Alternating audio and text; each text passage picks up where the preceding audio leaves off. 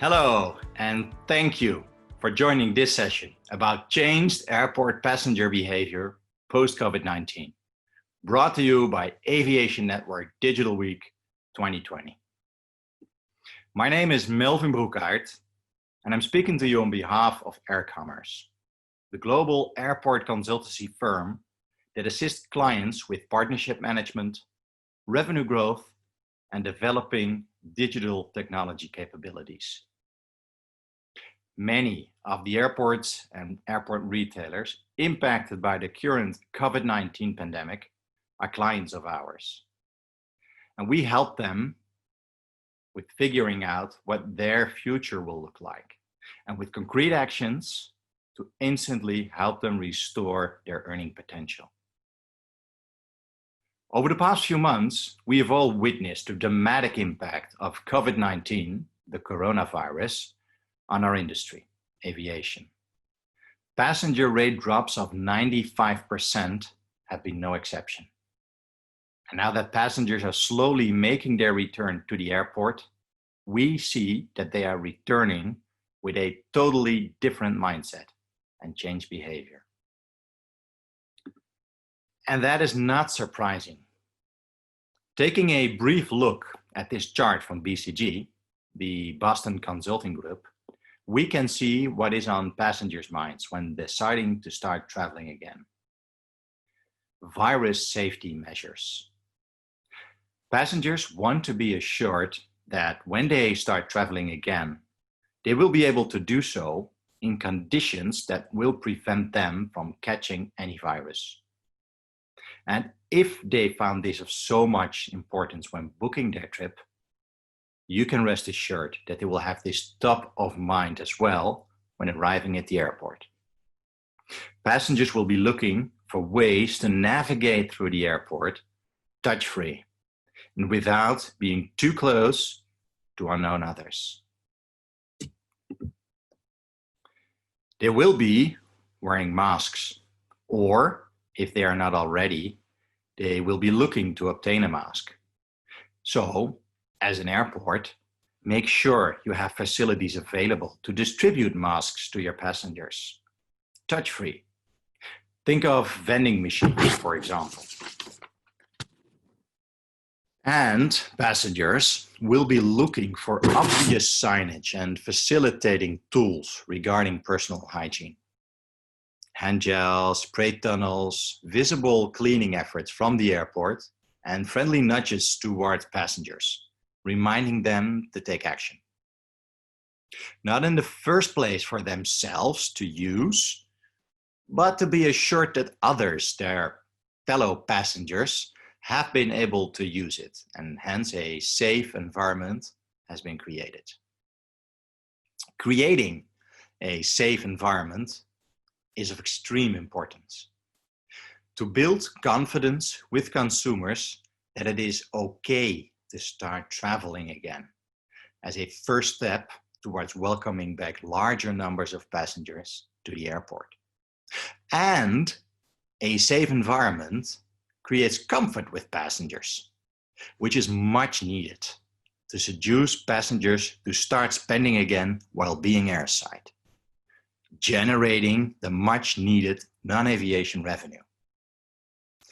Now, in order to create such a safe environment, both physical as well as mental support needs to be given to the passenger.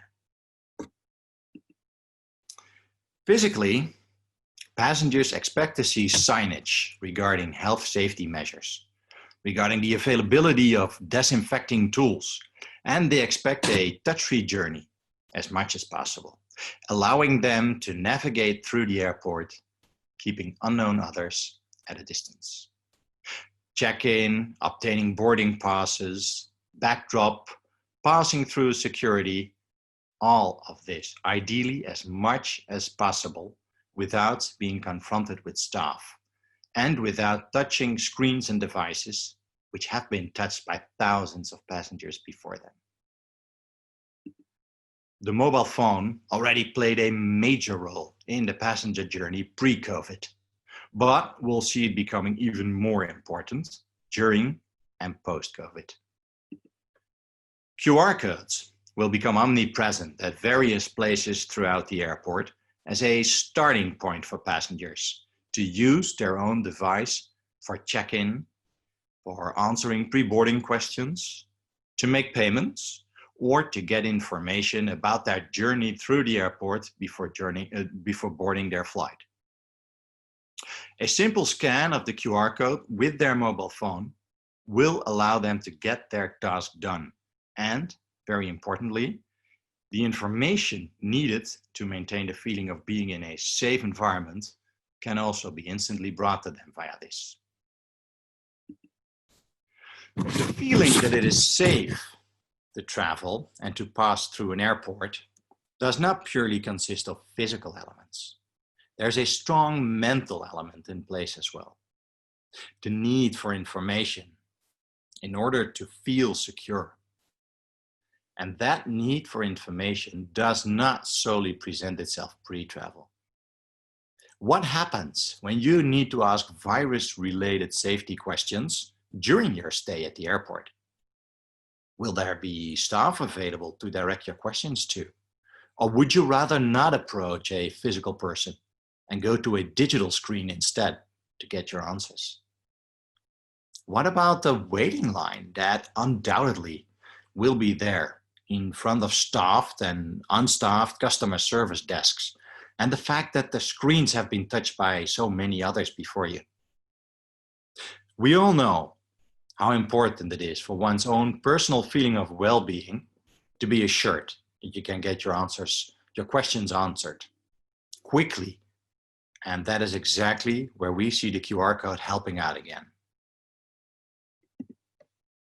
Using their own mobile phone, passengers can scan a QR code anywhere in their journey to instantly enter into a WhatsApp conversation with the airport, with full ability to ask the virus safety related questions, which are so important for their confidence and comfort, in their own language, and get these questions answered instantly.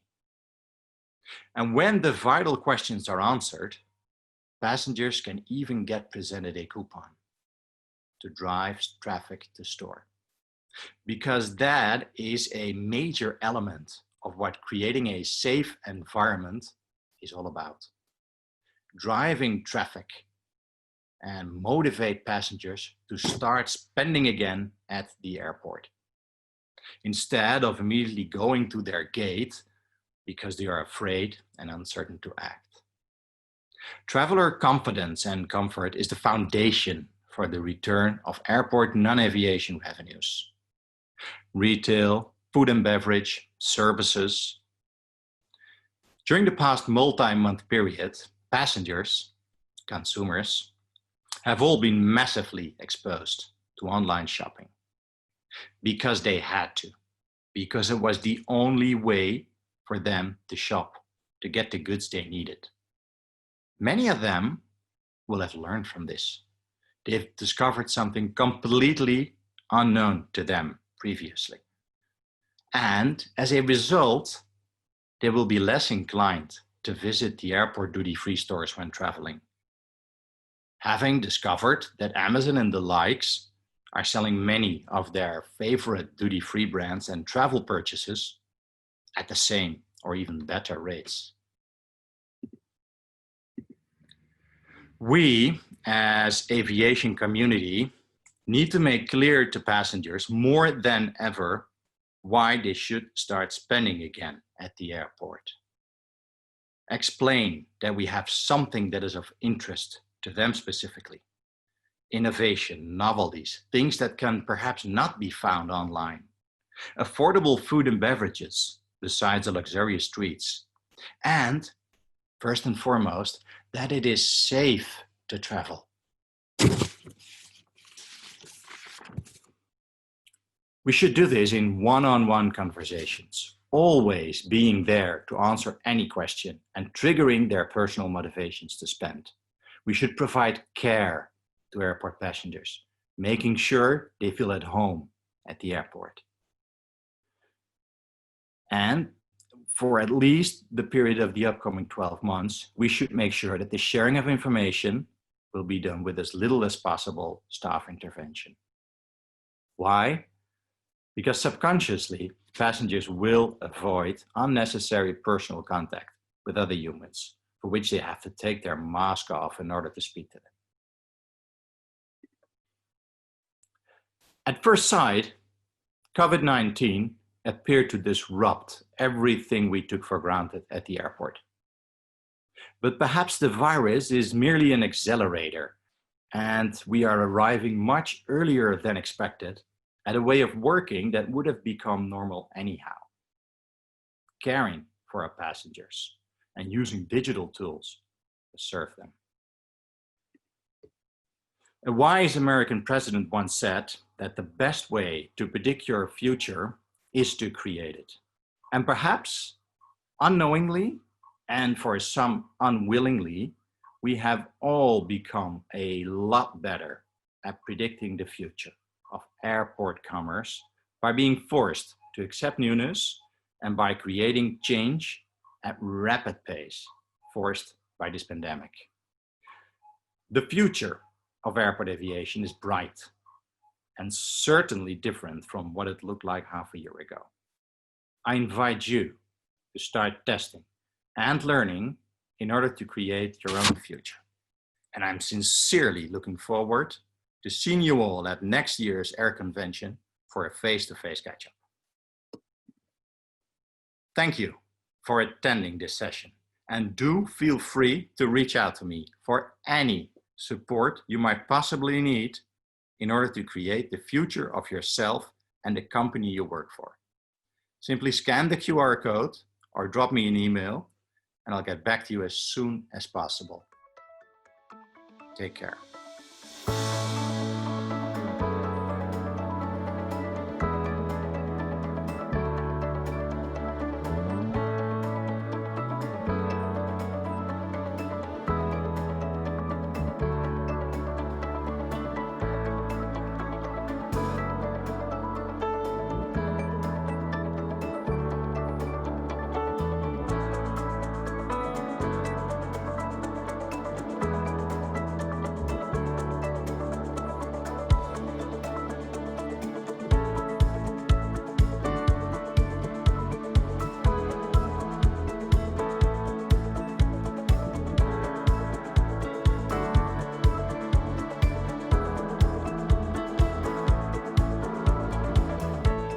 Good afternoon. Good afternoon to my friends, colleagues, ex-colleagues, and co-professionals in this beautiful industry of ours, the aviation.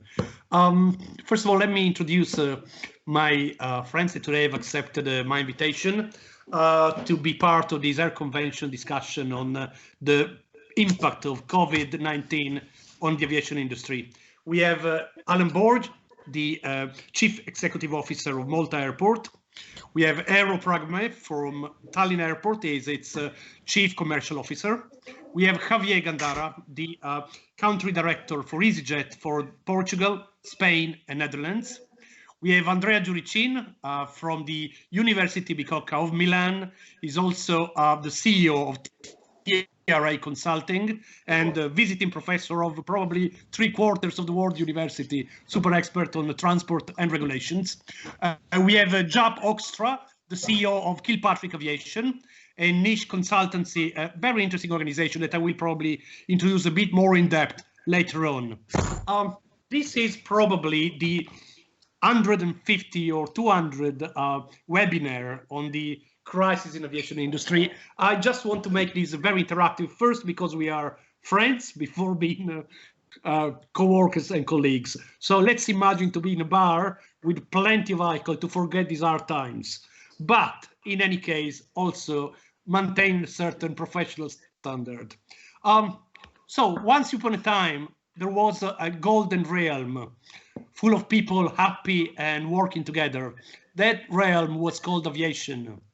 Then all of a sudden, 11th of March, World Health Organization has declared a new pandemic in the world, the COVID-19. Now let's focus for a moment on aviation. Aviation industry is said to support $2.7 trillion industry, basically the 3.6% of the world gross domestic product. In other words, if aviation were a country, aviation would be the 20th country in the world in terms of GDP size. You just think about it. A typical primary hub airport, London Heathrow, Charles de Gaulle, Amsterdam, employs circa 40,000 people each. And that's without counting the inducted or the induced kind of workforce. A nice guy, Harvard University professor of economy, Kenneth Rogoff, said, until there is a better sense of when and how the COVID-19 crisis will be resolved, economists cannot even begin to predict the end of the recession. It's a strong statement. It's a warning statement, but I think very true. And in the meantime, the average family man with people to feed and perhaps, hopefully, a job won't fly. It won't fly primarily because, to mention another university professor, Fabio Sdogatti of Polytechnic of Milan, this crisis has triggered a negative demand shock, which is when a sudden event decreases demands for goods or services. That was the introduction, a bit on a pessimistic side, but try to be as neutral as I could be. And let's do a step back now. Let's take a look again at that golden realm of aviation.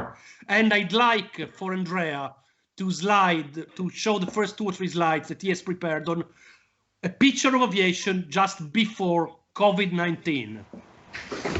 Thank you, Enzo. Thank you all. It's a pleasure to be here, and I will try to share my presentation because in my presentation there's some elements that I hope that could help to understand where we are before the start of the COVID-19, as Enzo told very well. So this is a little bit the point, and is how to think and how to change very quickly the world. Of course, I'm trying to share my presentation, and of course, the element that I underline is that the company before starting the now can share. Sorry for that. It was quite long, but here we are.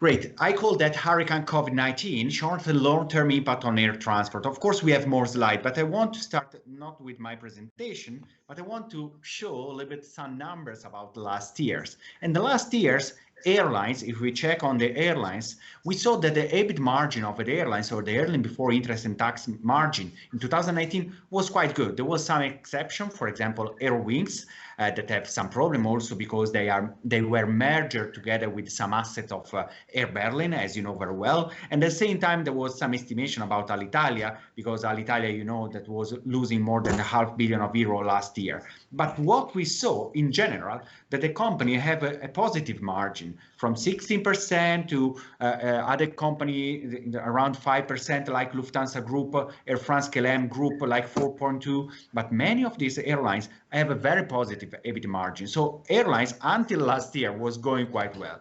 And the other elements that we have to take in consideration, it was a world that more and more was going to the consolidation, to the merger, and also was 5 big groups that were growing in terms of million of passengers, and one was Ryanair, the second was Lufthansa Group, IAG of course was growing also thanks to the merger. We know that also Aero Europa was going inside the group. Then we have Air France-KLM and EasyJet. So this is the big 5 right now in the airline industry in Europe, and the market is more and more concentrated.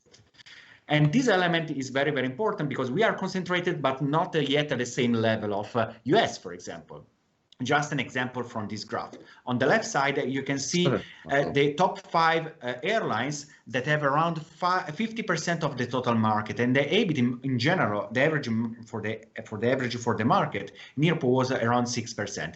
If we go to the US, in the US, the top 5 airlines have around 86%, and the margin is higher. So what we know that more and more we go to the concentration, higher is the margin for the airlines. What we expected that that is quite logical. The other element, of course, there's an element that is coming from, of course, from the slot, the grandfather's rights. So what we saw here from a slide, that is quite clear that some companies, some airlines has a good position in many airports. Here is just an example of Lufthansa, but we can take other examples from other airlines. And they have this kind of element that we have to take in consideration. So we saw that the airlines was growing quite well. In US, the margin was higher than in Europe. We know about some position of dominance in some hub of some airlines, but at the same time, it was a quite competitive market, quite positive in terms of margin market. That from this point, we started in 2019, and we arrived in 2020 with an impact of COVID-19 that I think that we can discuss.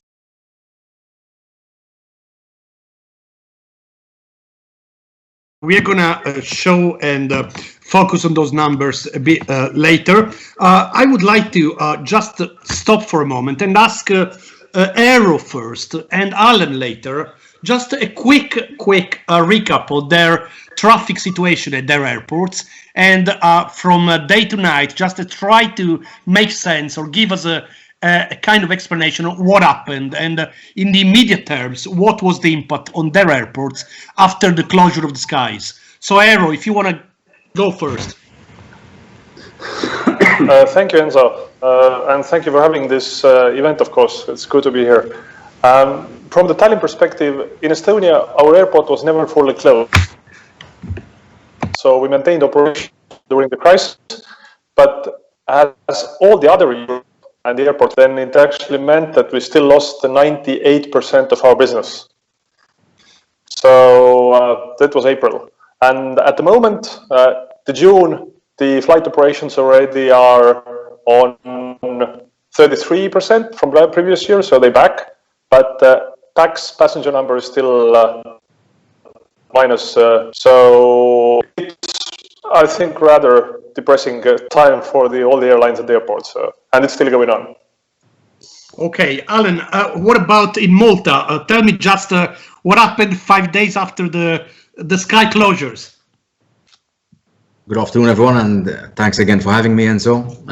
Basically, we had off to a good start. 2020 was first 2 months of the year were double-digit growth, so we're heading strong towards our 7.5 million passenger target. Government announced restrictions on Italy in early March and announced a full closure for commercial flights on the 21st of March. April for us was 2,300 passengers, which basically equates to 1 hour of traffic in an average summer month. And May was 3,000 passengers, so it was a big blow. I think that the added part for Malta, being the smallest island state in the European Union, is that tourism equates to 30% of our GDP, and therefore not only the airport was affected, but by far and large all the hospitality and tourism related activities were brought to a halt. So it was tough month, March. Thank you guys, and which makes me think about the airlines now, and EasyJet, my old employer. Javier, you had everything on sale, basically. All the summer season was on sale, trying to probably work with the yields in the end, just to maximize them based on the various load factors at certain destinations. And then all of a sudden, boom, everything stopped.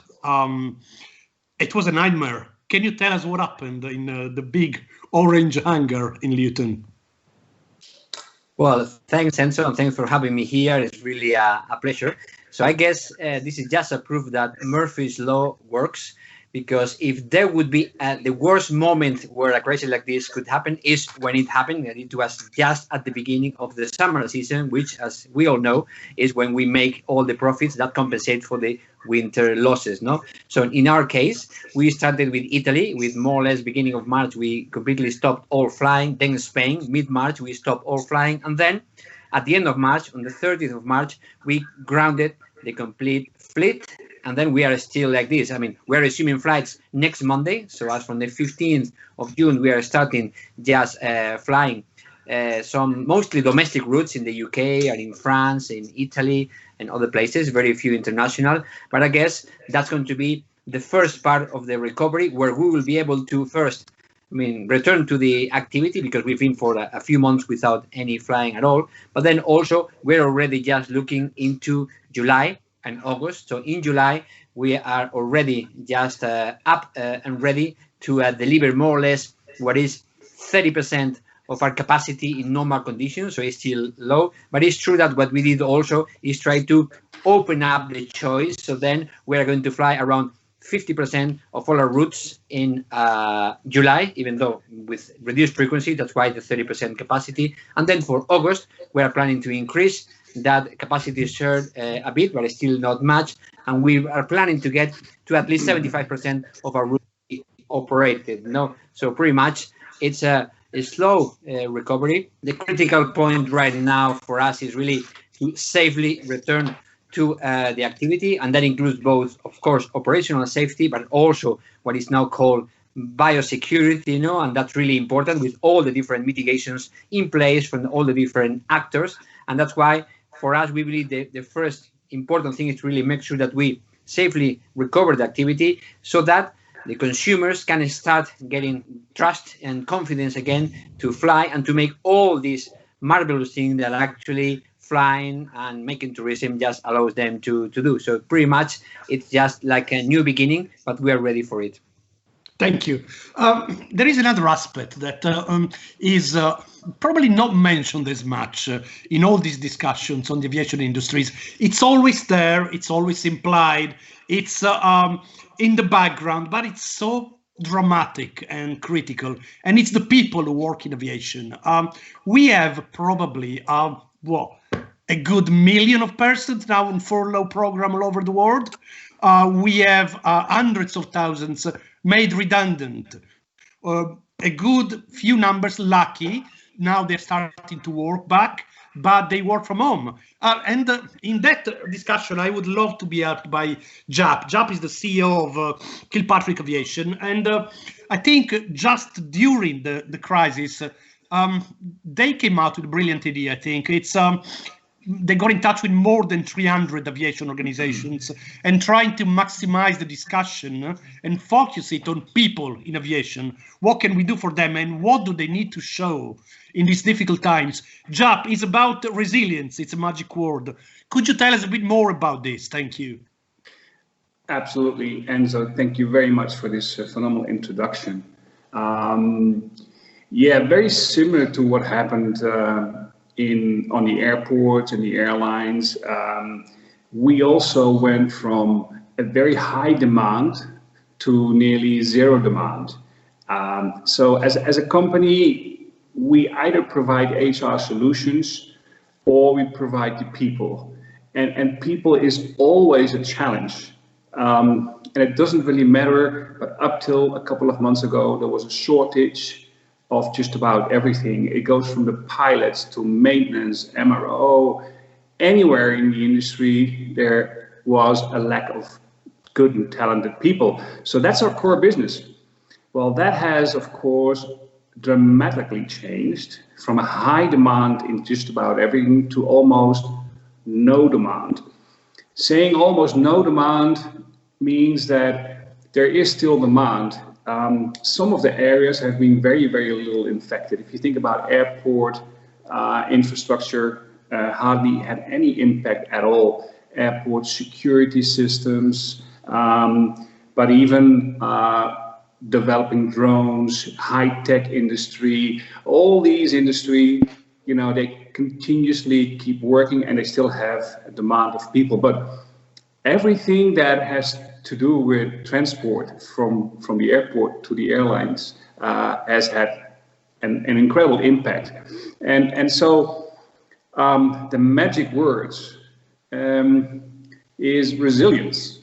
It's the word that you read just about everywhere. You see two words, it's COVID-19 and you see a resilience.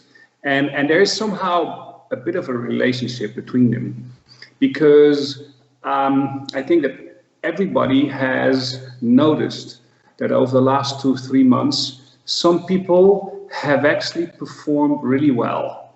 They know how to engage They know how to deal with these incredible challenges that nobody has ever seen before.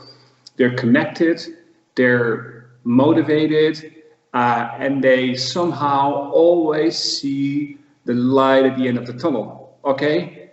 And then there's the other part, which don't see anything. And you don't see them either, because they're not connected, they're not convinced, they're hard to move, they don't know what to do, and that's a big challenge. They're a lot less resilient. So what we've done all the way from the beginning, let's say in the period during COVID-19, is to develop an assessment to give a better insight on, you know, are you resilient, and how resilient are you, and what is it what you actually do really well, and what is it what you do a little less well, what is it what you need to improve, because whether we like it or not, this is also a momentum where you need to decide, almost like the reality show of Big Brother, who do you want to take into the finals? And we know that not everybody can go into the finals. This is a hard business. Not everybody will make it until the end of the year. We have to admit it. So the question is, who do you want to bring into the finals? And if I look at my own company, we employ roughly about 100 people spread out over 18 countries. I would have put money on certain people 3 months ago that hopelessly failed.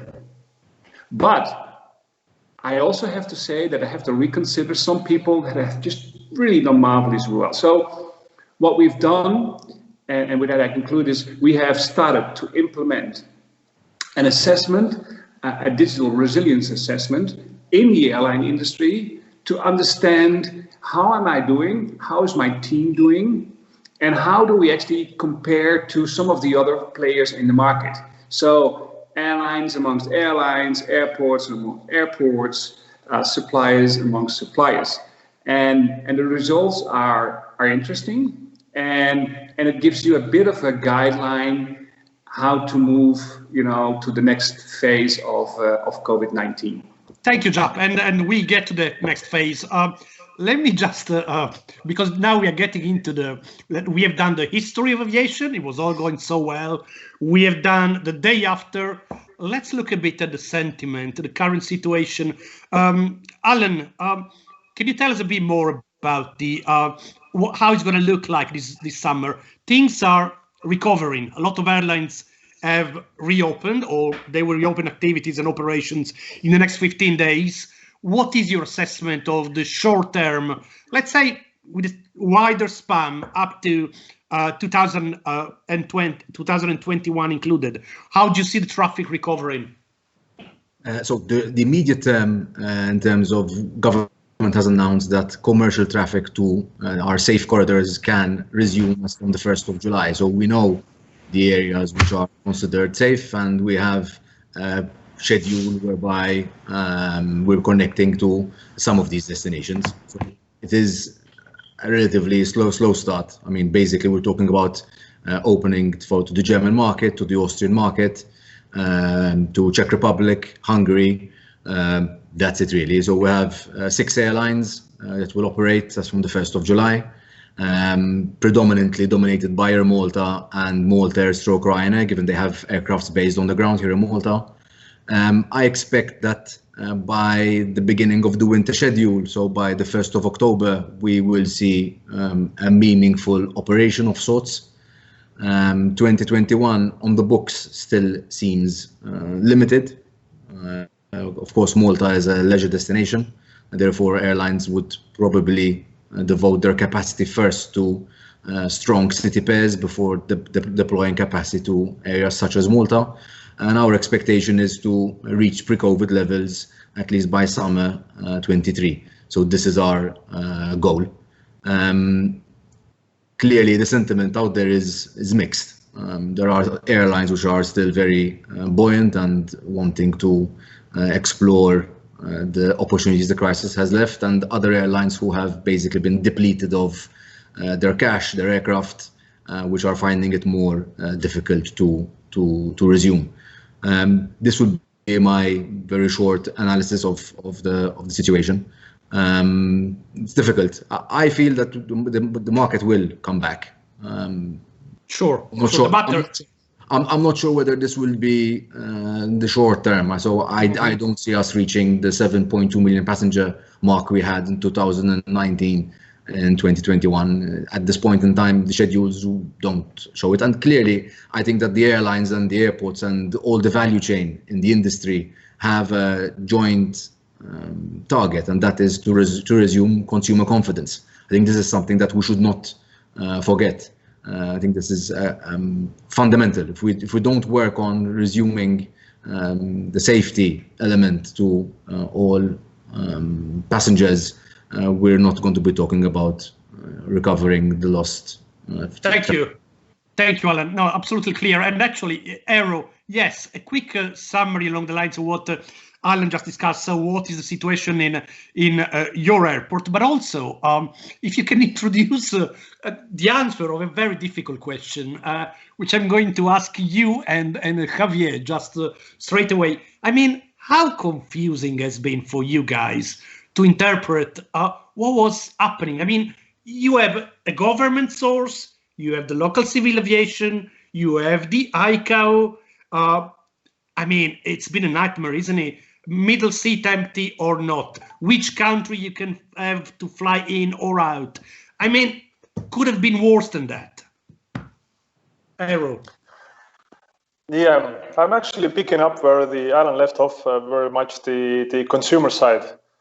And basically, it's been a nightmare at the moment to understand actually what our own government is deciding, because I'm navigating between 4 different ministries to understand what we are closing and what we are open. So it is crazy. I think at the moment Schengen area is still not working like it should be, and European Union free movement of people is not working. And I think European Union hasn't managed it very well. So on a level they should be. So that's one of the problems. It starts to come back actually when the Europe says that let's cut 2 countries, maybe Sweden and UK are a bit more difficult at the moment, maybe Sweden especially. But if everything is not safe, then nothing is not safe.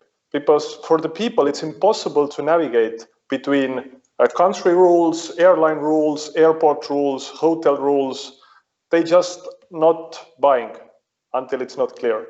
So I very much hope that from the beginning of July, actually, it stabilizes from the demand point of view, and then we can step by step come back to the business. Thanks.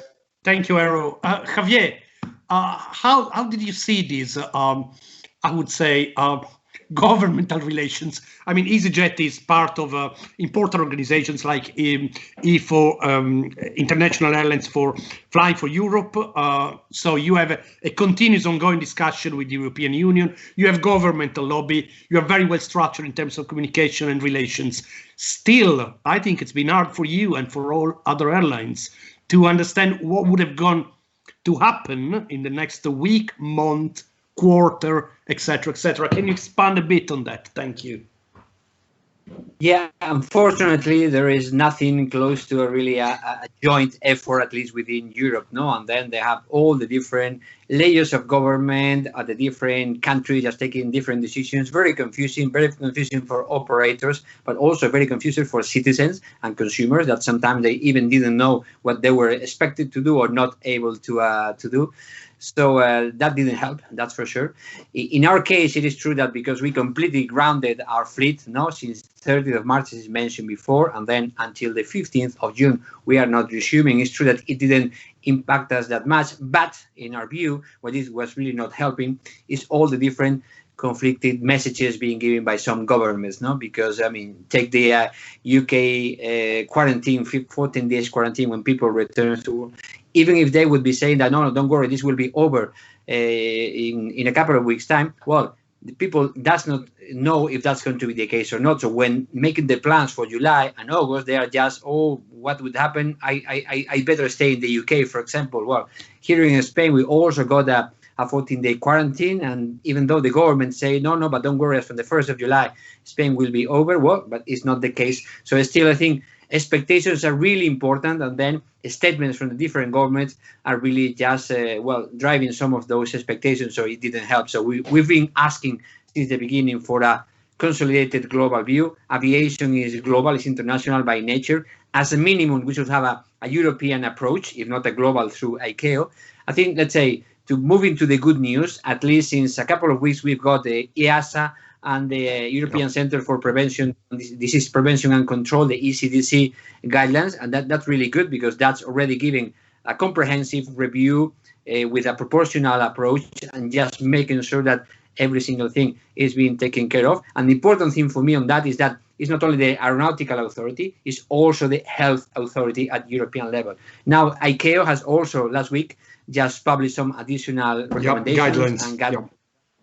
Yeah, really, really good. So I guess what we need to do is really, not reinvent the wheel, in every single country or even in every single region within the country, but just try to follow because, what I'm telling and I'm also chairing the Association of Airlines in Spain, where we've got close to 80 airlines for all different nationalities, including Spanish, of course, and business models. And then I'm just telling them, look, believe me or not, but the French government or the German government or the British government are as concerned, about the health of their citizens as you are. So I think let's do something, consolidated. And then lastly, and then it was mentioned also before, regarding this concept of public health corridors, which also is important, which it is true. The pandemic is not going at the same rhythm in the different countries, but also within the country. So then we believe that instead of trying to wait until, for example, all of Spain is COVID-free and all the UK is COVID-free, if it's just an example, the island of Mallorca on the one hand and then Scotland on the other are COVID-free, why not starting all those traffics on a same way without having to wait until the full UK and the full Spain is COVID-free? So I guess now we are starting to see that the recovery, is about to be starting, and then it's going to be critical that we all follow all those guidelines and make sure that people realize that traveling by air, it's still and will be the safest way to travel. Thank you, Javier. I'd like to condensate all this intervention, and because there's no better way to, I'd say, summarize words than figures and numbers. And Andrea, if you would like to share your slides on what is the crude reality of COVID today and the impact in condensated in figures and numbers in Europe and with a wider perspective, that would be really helpful. Thank you. Thank you, Enzo. Yeah, I will try to share my slide, and I hope that you can see right now. Yes.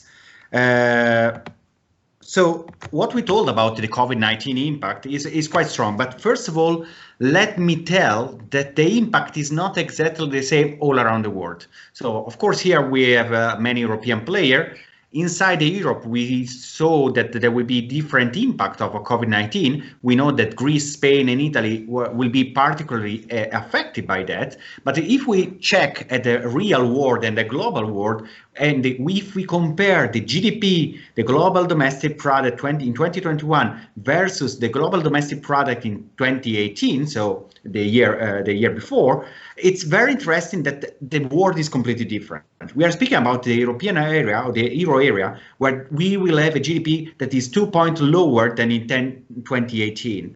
In Japan, we are similar situation, but in US we have already a small increase, 0.8. But if we go to Asia, and especially ASEAN 5, the country like Thailand, like Philippines or Indonesia and Vietnam, so we have 12 points more in 2021 versus 2018. And in China will be 17 points more than in 2018. So first of all, the impact of the COVID-19 is not equal between the different geographical zones. So it's very important element to take in consideration. Also in Europe, it's something like that. Spain, Greece, and Italy will be more affected.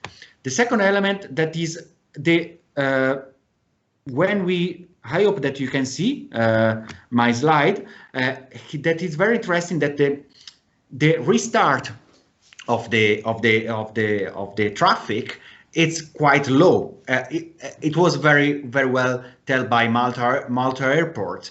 Probably in 2023 we will see the same level. If we check also in China that they have solved the problem in terms that they don't have in theory, what we know, they don't have any new cases of COVID-19. The traffic is still 40% lower right now than before the crisis. So before, in reality, before the crisis. So this is very interesting element that we have to take in consideration, because the restart is very slow. We have a slow recovery. It's was told very well by all the stakeholders here. And we know that in North America, Asia and Europe, especially Europe, we have a very low level of traffic. We hope from the half of June, as we know that we restart some airlines like EasyJet, we will have a new player entering in the market in the next week. So we hope that we will go in this direction. And this is a little bit the graph that could raise some question mark. This is a little bit provocative, because I know that the market capitalization is something that is, that is also linked to the moment. And I took the market capitalization the 5th of May. I went on the stock market and I check. Okay, let's check. What is the market capitalization of different airlines, and what is the market capitalization of one of the main technology that we are learning to use in the last 3 months? So it's Zoom technology. And we saw that the market capitalization of Zoom was the same, was exactly or very similar to the market capitalization of many airlines together. Here, it was the capitalization of IAG, Lufthansa, Air France-KLM, EasyJet, Delta, American Airlines, United all together had the same capitalization of Zoom. So, of course, it was a picture at that moment, and of course, it's just a provocative picture, but it is very interesting to understand that the risk for the sector are very high. The recovery for the sector is not easy, and it will be very long. So the market capitalization helped to tell something about that. So I left my last part about the economic measure to a second part. So I will not continue on sharing on that, and I think with Enzo we will speak later about economic measure and so on that was taken by different governments. Absolutely, thank you, Andrea. And something else quite interesting. Back to the organization, Jaap. What do you really see happening? What are the organizations doing to get out of this impasse? And what could be the measures to be taken on board? Well, you used the word sentiment before, which I think is key. So, when you ground a plane for a number of months, everybody understands that you have to do a very specific maintenance before you can safely use the plane. But what about if you ground people for a couple of months? You can just jumpstart them and they go back to work. Well, it's not going to happen. So what is really happening is that we need to understand what are we going to do with the people. So it's very important to run what we would call an internal sentiment analysis. Understand, how people feel by coming back. How will they come back? A lot of people were very negative towards smart working, but now that they have been forced to do smart working, a lot of the people say, you know what, not that bad. And many of them will say, you know what, I want to do smart working, 2-3 days a week. So you got to run an internal sentiment analysis to make sure that you know what your people actually really want and what kind of support you are going to need and how you're going to change your organization as well. Then what is also very important is and this is what clients ask us, they really want to have also this external sentiment analysis. So I'm reviewing my own strategy, but what are my competitors doing? What is it, what they are doing? Do they have a secret recipe that I'm not aware of? We tend to go left, but what about my competition? Which direction do you want to go to? So it's very, very useful to also do a very thorough external sentiment analysis. And this is what we do for our clients, speak with the competition and understand what they do. And last but not least, we have to completely re-engage our own people. I mean, we cannot think that, we switch them off and we switch them back on, it's just going to be perfect. No, we need to understand that, how are we going to engage the people again? Are they still aware of what our new strategy is? Because, the management at the C-level, they've been working very hard to deploy a new strategy. But are we sure that we can connect all our people, to support that same strategy? So it's very, very, very important in this period, which we would call, on our way out of COVID-19, that we listen very carefully to the people. We put effort in that. We listen very carefully to the competition and we put effort in it, okay? And we make sure that the people on their way back are aligned with maybe a total new strategy. Thank you, Jap. New strategy. New strategy is probably the key now, because a lot of what appeared as a winning strategies before at airports and airlines level are probably old or outdated. I have made some thoughts. Javier, you are seeing that the airports are investing a lot of money in health, and so it should be protecting the safety of passengers, ensuring that the flows of the passengers are changed. So I have two questions from you, and then I will revert to my friends from the airports. One, should those costs, the investment costs, go back into the recovery, into the airline tariffs? That's an easy question. And the second one, what is the impact for the operations, in particularly the low-cost operators used to quick and fast turnarounds, when now we are not going to see any more pre-boarding areas? Very likely we're going to see maximization of social distance at airports. So some thoughts on that, Javier. Thank you. Yeah. Well, I mean, this is timely because today the Spanish press is flooded with a press release we had yesterday done by the association, just complaining, because the Spanish government just put through a royal decree allowing AENA to recover those additional health and safety measures through airport charges in the future. So our view, as easyJet and as an industry, is that this is a health crisis, and as such, some health measures to be taken, and then it should not be borne by airlines or ultimately by our passengers, but it should be just covered by the different governments. The same thing that, for example, immigration controls and the police forces that are immigration controls are being covered by the government in most countries and not by airport charges. So I think that we all have to do a number of things to really mitigate in our area of responsibility the risk, so that the overall risk is really minimum on terms of onboard contagions, but then those measures should be borne differently. If you look at the wider picture, at the public support that the industry has had, other than in few countries, and we'll speak about that later, I'm sure, where there is really a bailout, and then some countries just increasing or entering into the equity of some airlines, but in most of the other countries, we're talking about short-term credit lines, so pretty much it's just some short-term liquidity, but then it's a mid to long-term debt that will need to be paid for. So I guess if there is something else that governments of the European Union should be doing, is precisely those kind of things. If there are additional measures to be taken, then it should be the governments of each country compensating to the airport operators for that, because we fully understand, of course, that airport operators are really suffering, as much as we do, because they're having no aeronautical revenue, no commercial revenue. So that's really clear. But that's why our view is not that they need to bear those costs either, but that government should just come and then compensate for those costs, because at the end of the day, there are measures that are being taken, like you're having police in the streets now and all the things that are being made for the public good.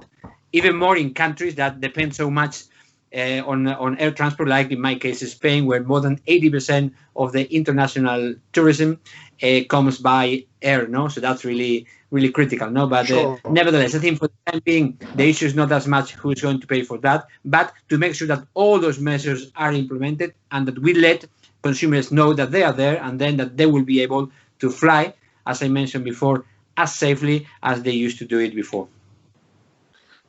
Thank you. Thanks very much, Javier, for that view.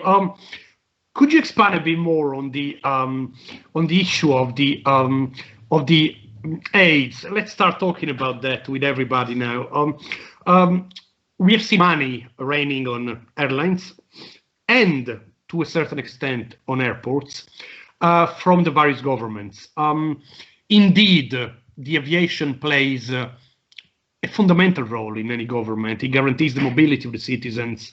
It can help supporting your own citizen in certain crisis situations, and we have seen that also with COVID. Have we seen this money being spread equally, to the best of our knowledge, towards the air operators? And that's a question I'm asking now to you, Javier, and then to Andrea from his regulatory expertise. Then I will stop with Alan and Aero to discuss public funds to the airports. But Javier, your input on state aids for airlines. Yeah, that's a really a very important and current topic, no? And I guess, no, I mean, the answer is no, it's not being spread equally. I think the ideal solution would have been probably have a joint scheme for all Europe. So then each airline, independently on the nation, would be able to really just qualify.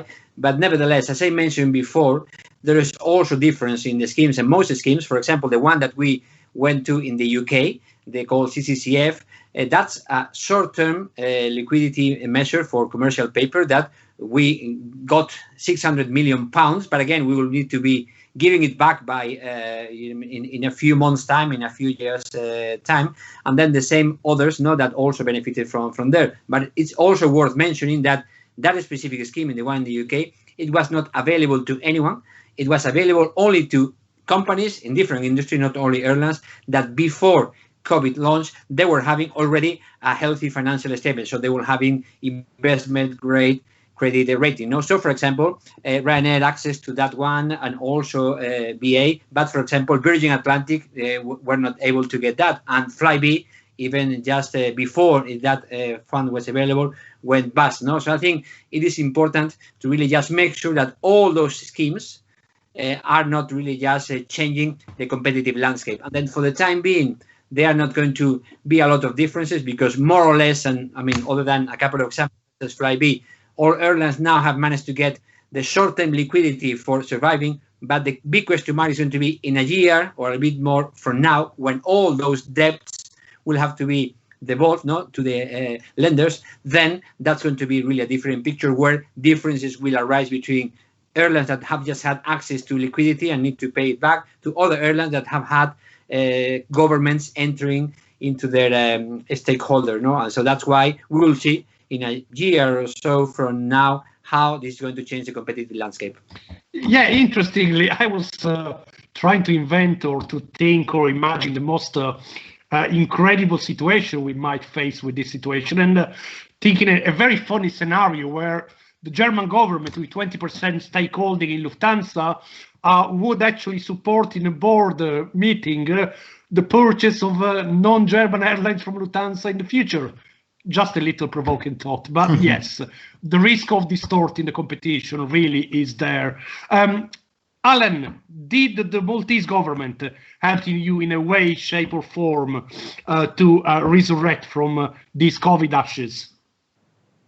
I have to say yes. I mean, as highlighted earlier, obviously our human capital was the biggest line item in our P&L.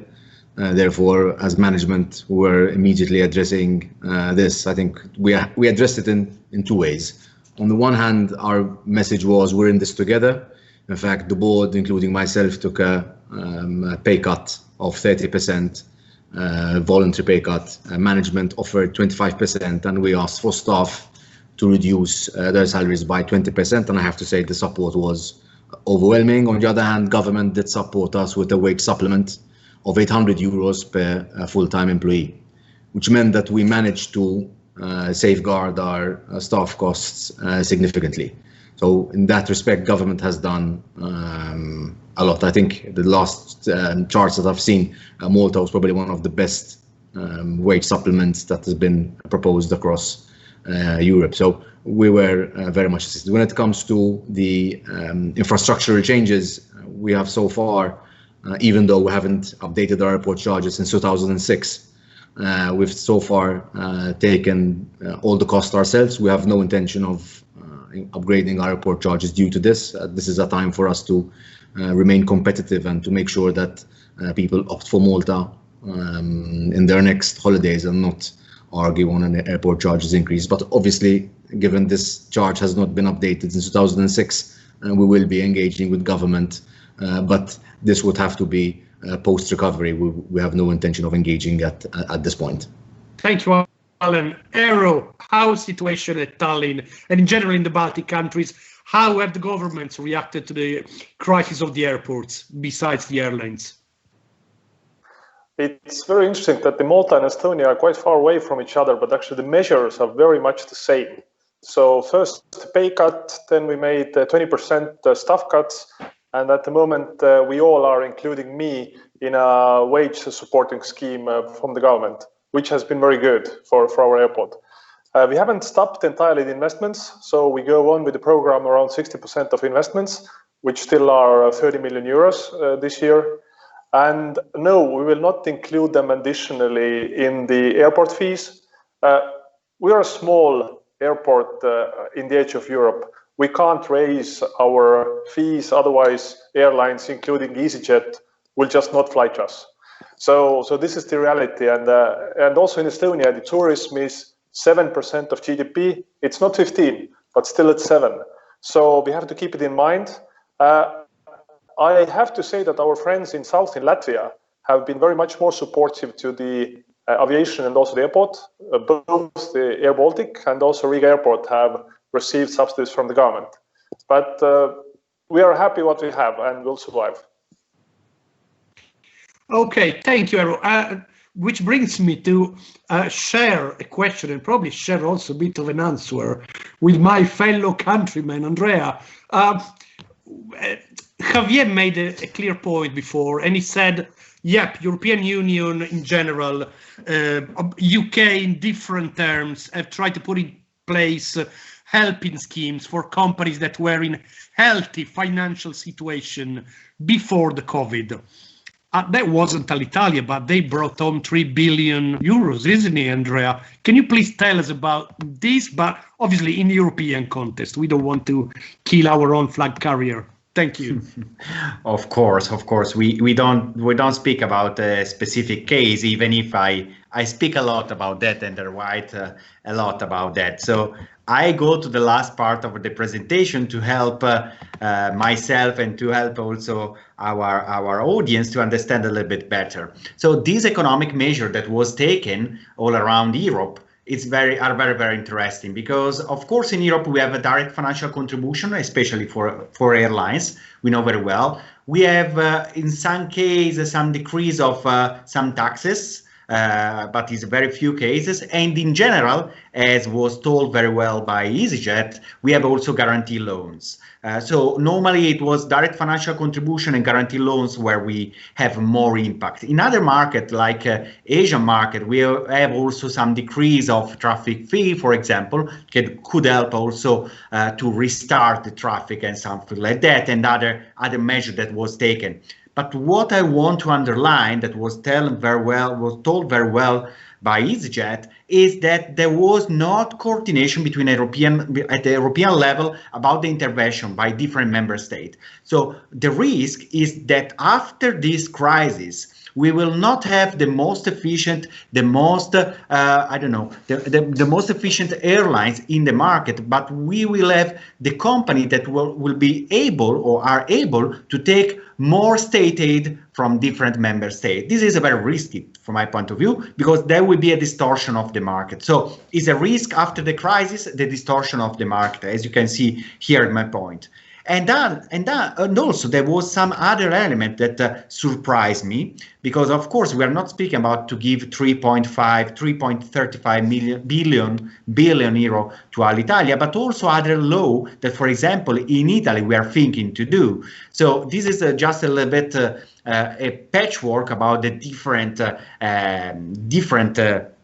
measure that were intervention that the government was taking. There's some my interview to Reuters, but also some other elements in terms of support. As I told you, there's a problem that there was distortion in the market right now, but there's also some other elements that we have to take in consideration that are going to be taken, for example, in Italy. In Italy, for me, is not only the problem about this direct financial contribution to one airlines, but also, for example, there's other law in this decree that are coming from the government that also stop the possibility to, for example, to have an incentive between airlines and airports, because they want to block this kind of method, this kind of scheme. They want also to put a single kind of contract, national contract for people that work in the aviation, that is the same contract of Alitalia. So there's some element that is going there, from my point of view, wrong direction, because they are creating an anti-competitive market. So for this reason, in Italy, for example, there was a new low-fare airline association that was born, that you know, and so you know very well, I know very well, as you know too. And also another point, another question mark, for example, what we saw yesterday in Austria from the Chancellor of Austria, that they want to introduce a minimum flight price. But what means minimum flight price in our sector was where we have a revenue management. One thing is the average price, another thing is the minimum flight price. That is a nonsense, especially when you want to use a revenue management. And we know very well, I don't want to be too technical because I teach also about the revenue management, but you can't think to introduce something like that just to stop the competition. And from my point of view, is a nonsense. So all these kind of things, from my point of view, is very risky. It's very risky because, of course, what we will have, of course, a problem of competition in the long term, as EasyJet told very well. But we have to pay attention that we don't have to have distortion of the market. This is the big risk from my point of view. I told to Mrs. Vestager to pay attention to that, because, of course, the scheme from UK was quite logical. In the European Union, they told also the help that will arrive to the company has to be similar in terms of not to distort too much the market. But we have to pay attention because there's other law that is coming, that the excuse of COVID-19 couldn't be the excuse to destroy the airline market, the airline and the air transport market in the future. Thank you, Andrea. Yeah, it's funny how the problem is seen a different way depending on the eye of the beholder. And when I hear putting in place a law of the game or a level playing field, well, that is obviously interpreted in a very different way depending who you talk to. I would like now to start to, in a way, prepare the ground for the last part of our discussion, which is, okay, what do we do now? The future is the future. There are elements we can't control, and we don't know what we don't know. But certainly there are things we can do to improve our subjective positions as airport, as airline, as aviation operators, that we can discuss now and possibly try to see a path for the future. Let's go back to the organizations again. Again, JAP has the ability to condensate the concept in a simple and attractive word. That is the consultancy background. But homecoming, how do we go back home where we were before? How we can establish again a home for the aviation and for its people? JAP, do you want to give us 5 minutes? Thank you. Yeah, it's funny because Andrea just said before, we're not all being treated equally. So some get help, some people do not get help. Question is, what is going to make your organization better? Is it money or is it people? Because, money at the end is a commodity. And if you don't know how to use it, then you end up like some of the companies we've just mentioned before. So it's probably about people. And if we consider money a commodity, then the question is, when we get out of this post-COVID period, let's call it homecoming, as Enzo said, you know, what have we actually learned? What are the lessons learned? And I think that there will be companies who will come out of this more successful than other companies. And it's just because they were able to implement quicker, faster, a stronger strategy. They've taken the right choices versus not making any choices. So the organizations will need to become more and more agile, more and more resilient. It absolutely needs a redefinition of leadership skills. So the leaders that were okay only maybe 3 months ago, maybe today are not a good fit anymore. And we have to be, you know, you have to take the courage to say, you know what, you've done your job, but post-COVID, homecoming, you're not the guy that can lead this organization anymore. We also have to understand really, really well what is, you know, the organization model that fits ourselves best.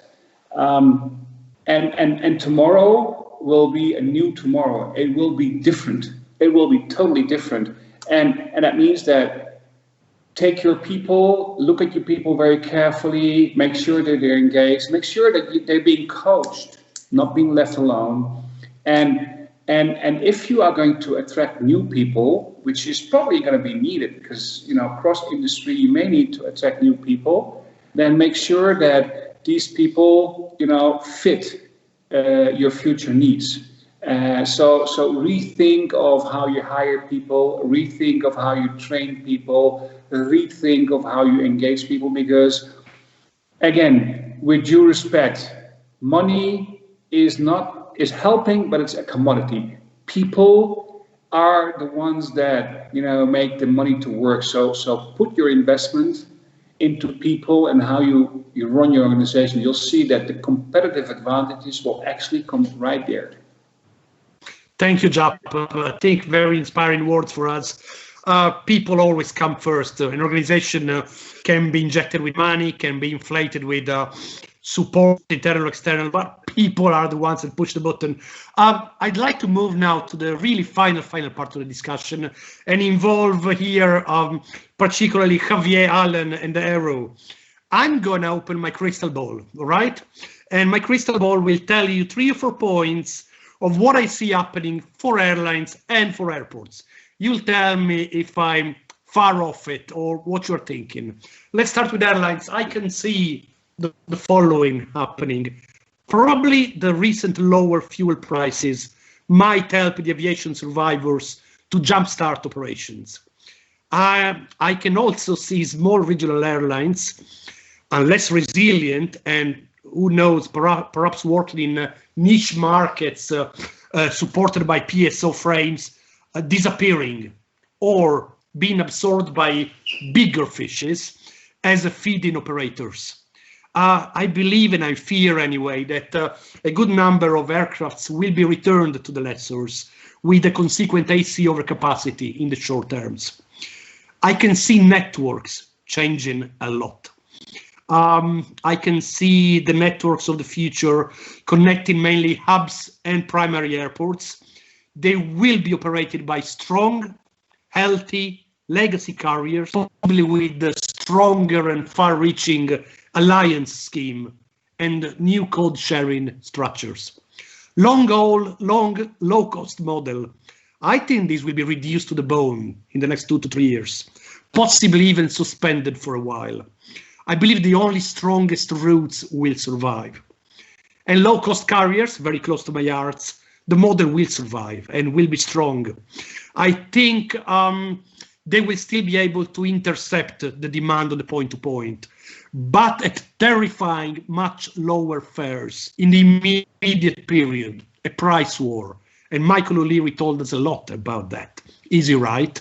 I think this will leave many casualties along the way, and I wouldn't be surprised to witness the survival of 4 to 5 significant actors in Europe. Ryanair, EasyJet, Wizz Air, Vueling and Volotea, maybe. Javier, some thoughts on this?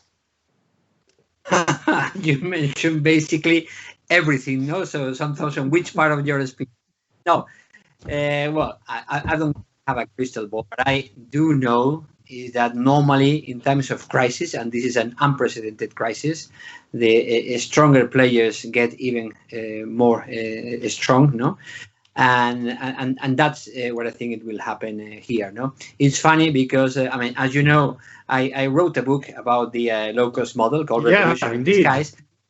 I've been forced, I mean, I'm doing the English version, but then before editing, I was publishing, I was just forced to just add a new chapter, no? And I'm still writing it. It's called Aviation and COVID-19.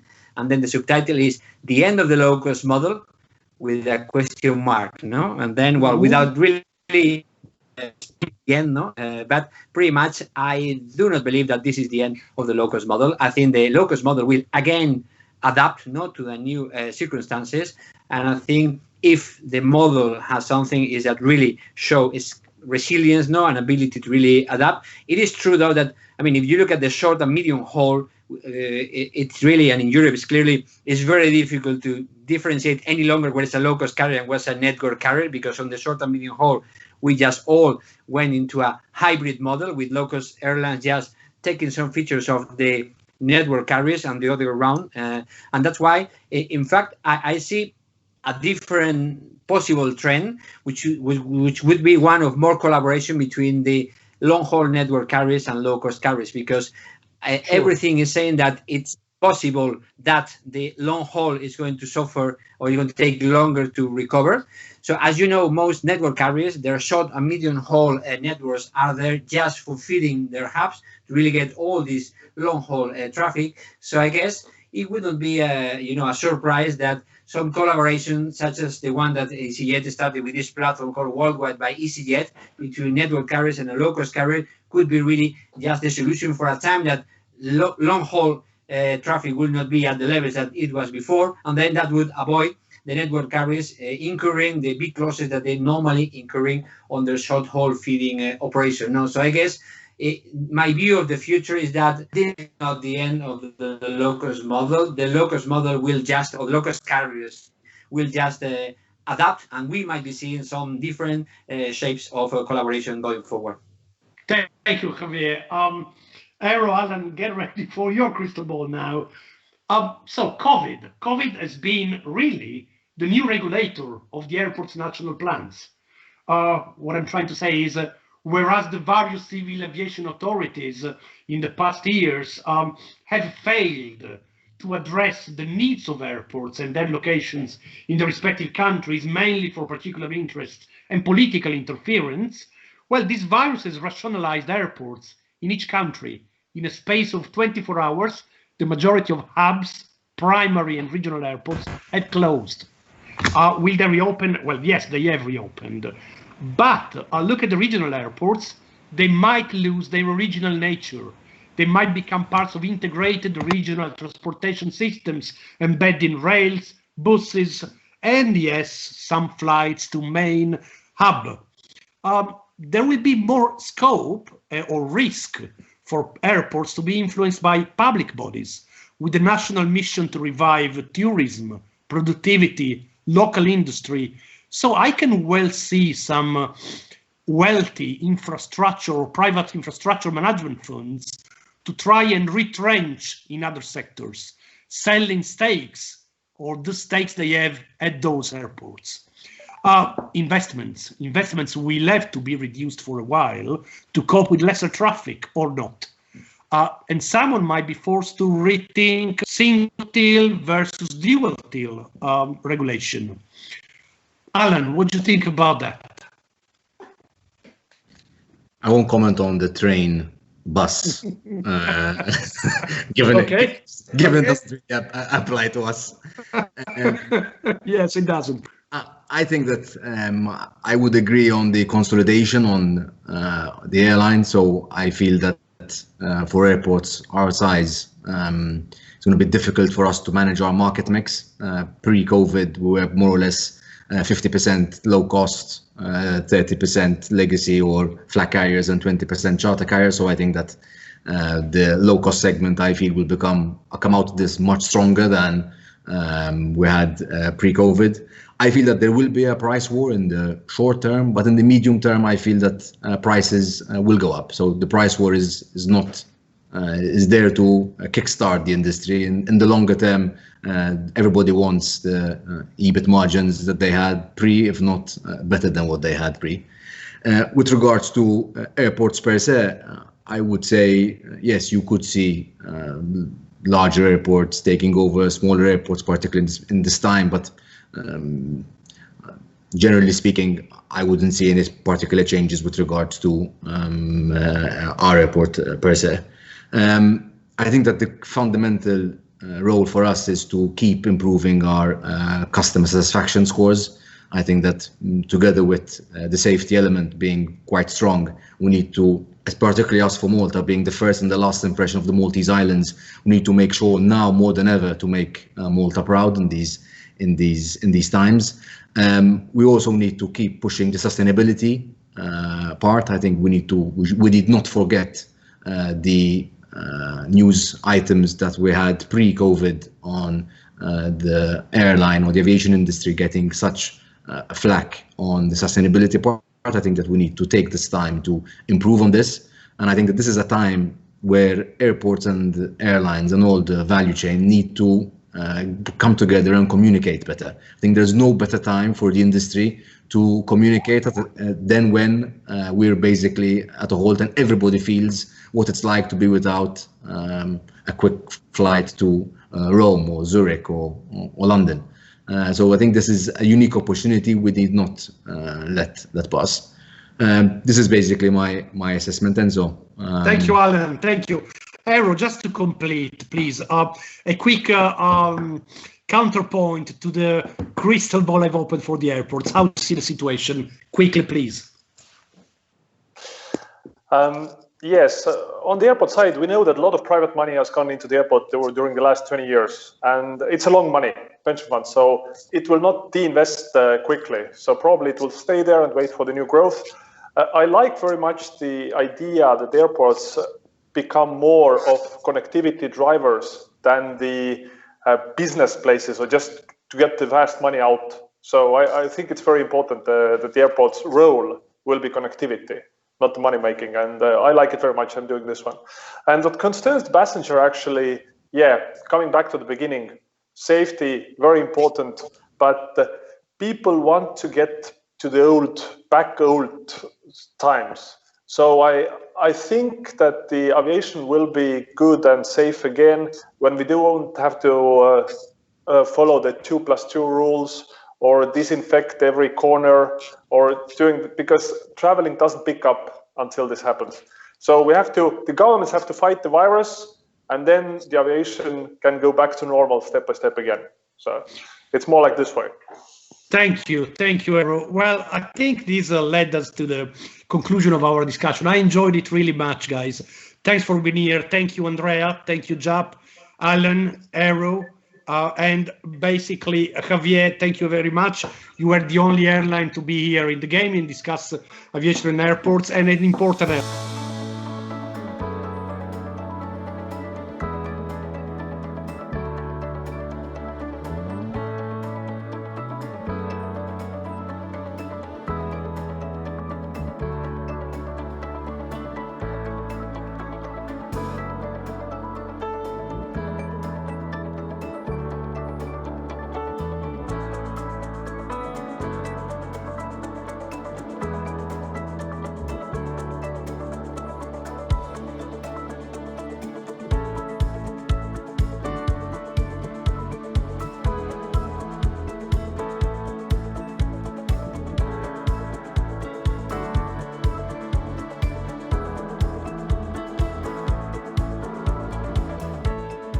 Welcome to Air Convention and the Digital Week event. And today we're going to have a discussions with airline professionals from all over the world related to, of course, the restart of the COVID-19 and, of course, the safety challenges that we are facing related to the opening or the slow opening and building up the business after the COVID-19. And together today we have a great panel. I will introduce them all, or they can actually introduce themselves after some time. But me, I'm the moderator. This will be around 30-45 minutes discussion. I'm really having great expectations for the discussion, and I'm looking forward to it. My name is Johnny Anderson. I've been 25 years in this industry. I've been working with airports for quite a few years. I've been running airport both in Europe, but also in Africa. Fellow of the Royal Aeronautical Society, and been in this industry for 25 years. So been through all of the ups and downs, and this time it's kind of a tough one. So we'll see how it turns out, but I'm quite sure it will go well because we have a lot of competent people to help us getting through it. And on the panel today, I would like to start on the top of my list and then ask the panelists to briefly introduce themselves and tell us what they do. And then afterwards, I will introduce the topic of the day. So if we start with Mrs. Lene Freivalde from Riga Airport, if you can say a few words. Thank you. Yes. Thank you, Johnny. Hello, everyone. My name is Lene Freivalde, and I'm representing Riga International Airport. I'm with the airport industry around 22 years now, and have done different works at airport, starting from very bottom with check-in and questioning people, and now responsible for route development, for strategic issues and charges, all investment projects at Riga Airport. So happy to be with you here today. Thank you so much, Lene. Great to have you. Daniel, Mr. Daniel Becher from Zurich Airport International Asia. I expect you're all the way in Kuala Lumpur today.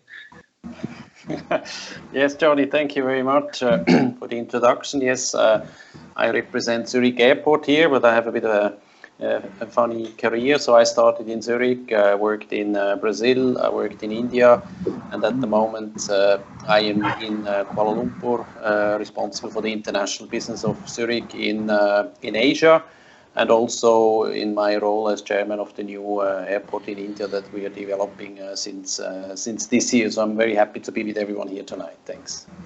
Thank you. Great to have you, Daniel. Great to have you.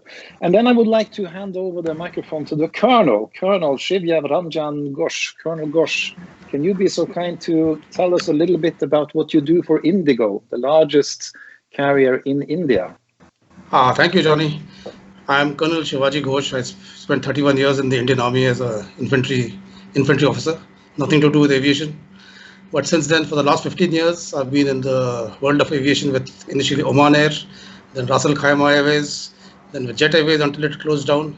And for the last 1 year, I'm looking after emergency response in Indigo. These 15 years I've spent actually all in emergency response. So my job really starts when all the safety guys fail. Okay. That's about it. Well, but thank you. It's great to have you with us, Colonel. So I'm really pleased that you're here today, and especially from one of the most dynamic markets in the world, because we are really putting a lot of, what can I say, trust in the Indian market's going to bring back the, what can I say, the spirit of the aviation sector.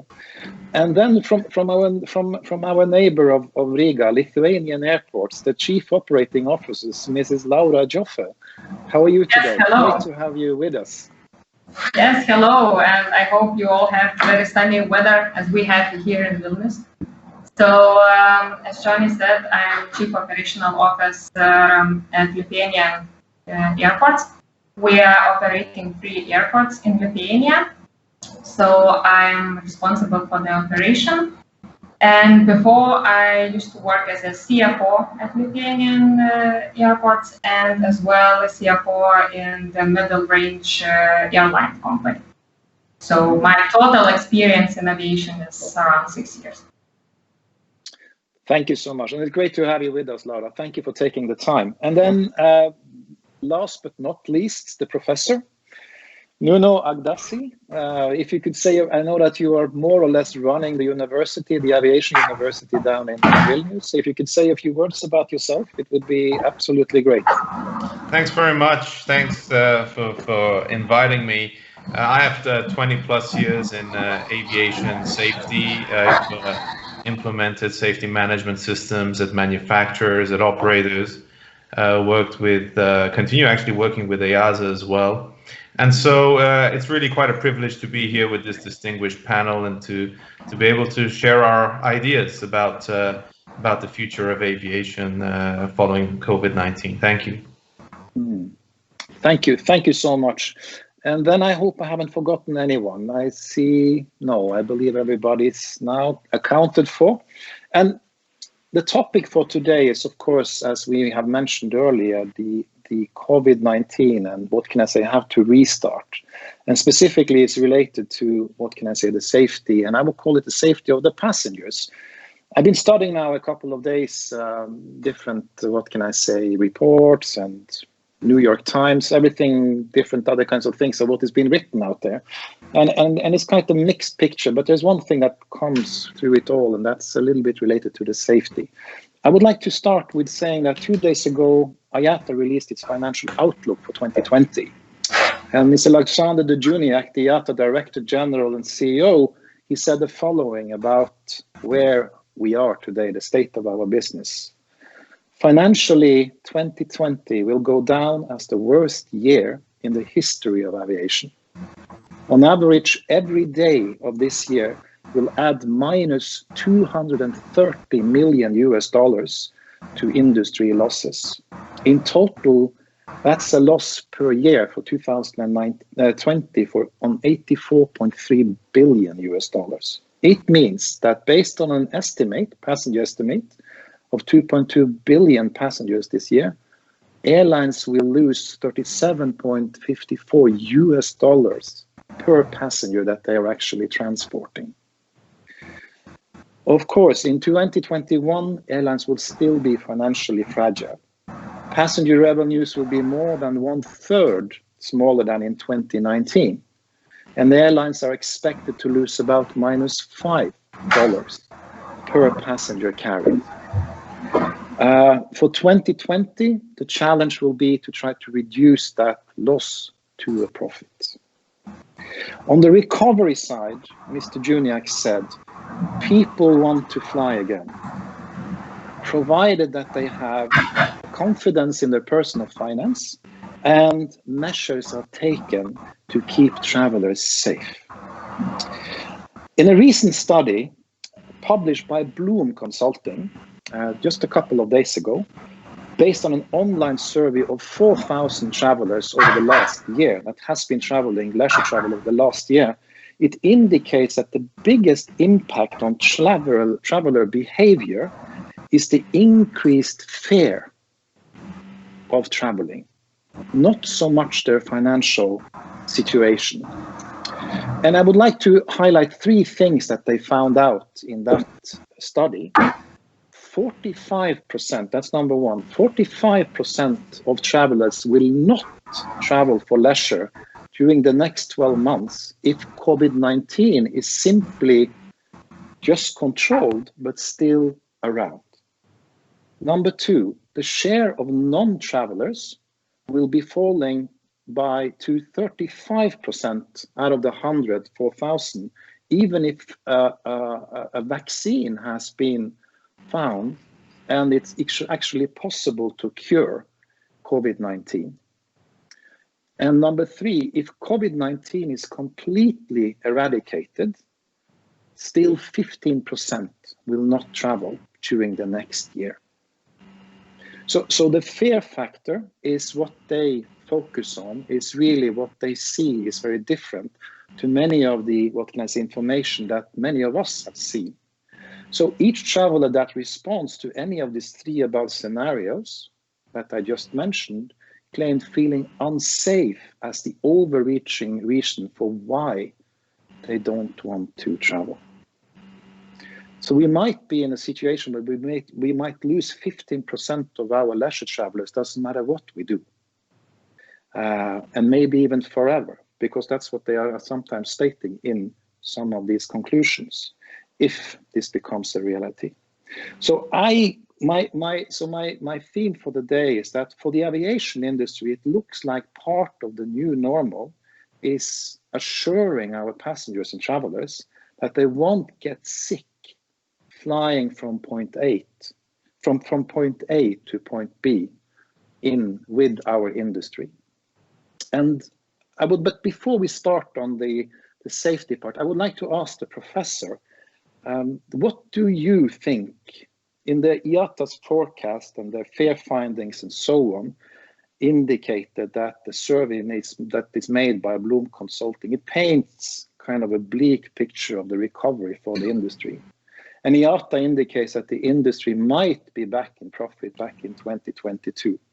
In your opinion, taking into consideration that it might be some fear for actually traveling out there, do you really think there is actual demand enough to reach that kind of goal of being profitable again in 2022?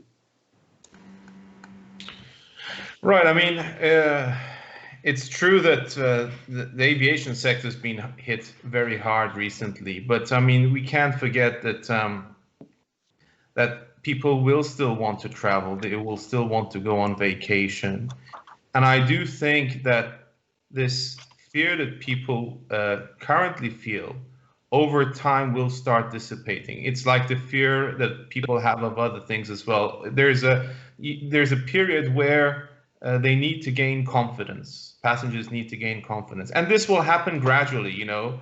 Even if they don't travel themselves, they will hear of someone else who's traveled and it's all gone well, it's fine. And over time, people will want to travel again. Now, there's two elements with regards to gaining passenger confidence. There is the real element of people's health and security, which obviously airlines and the industry need to deal with. However, the other element, which is equally important, is people's perception, their perception of whether they are safe, whether their travel is secure. And I think as an industry, we need to address both of these elements. However, I am confident that if you look back, you know, we've had other pandemics before. Yes, it's never been as serious or industry-wide as it has been in this case. But I really do feel that the airline industry will recover. We're seeing lower fuel prices as well, which I'm sure will help instigate greater competition as well. So it will take a while, but I'm confident that once the restrictions are removed, aviation will gradually come back. And there's provisions in place to address both people's health and safety, but also in terms of working towards creating the right perception that will also be very important to bring those passengers back. Thank you. Liana, you are part of running the operations at Riga Airport, which is it's a hub in the Baltics, and you have a main carrier, Air Baltic, quite successful and slowly starting up. And how, in your opinion, how can we reassure our passengers, talking health and safety here, that it's safe to travel? And what, in your opinion, can we do to actually convince them? What do you, yeah. what is, yeah. I would like also to share our experience at Riga Airport, what we have done and what we believe are the right way to do to ensure passengers being safe and healthy, and that travel is nothing that can harm them. So we have introduced a program forbids the virus from traveling. And it is based on, let's say, 5 pillars. One is ensure safe travel for passengers, and the safety measures, I believe they should be visible, like temperature measure, wearing masks, distancing, and this disinfection of hands and washing of hands.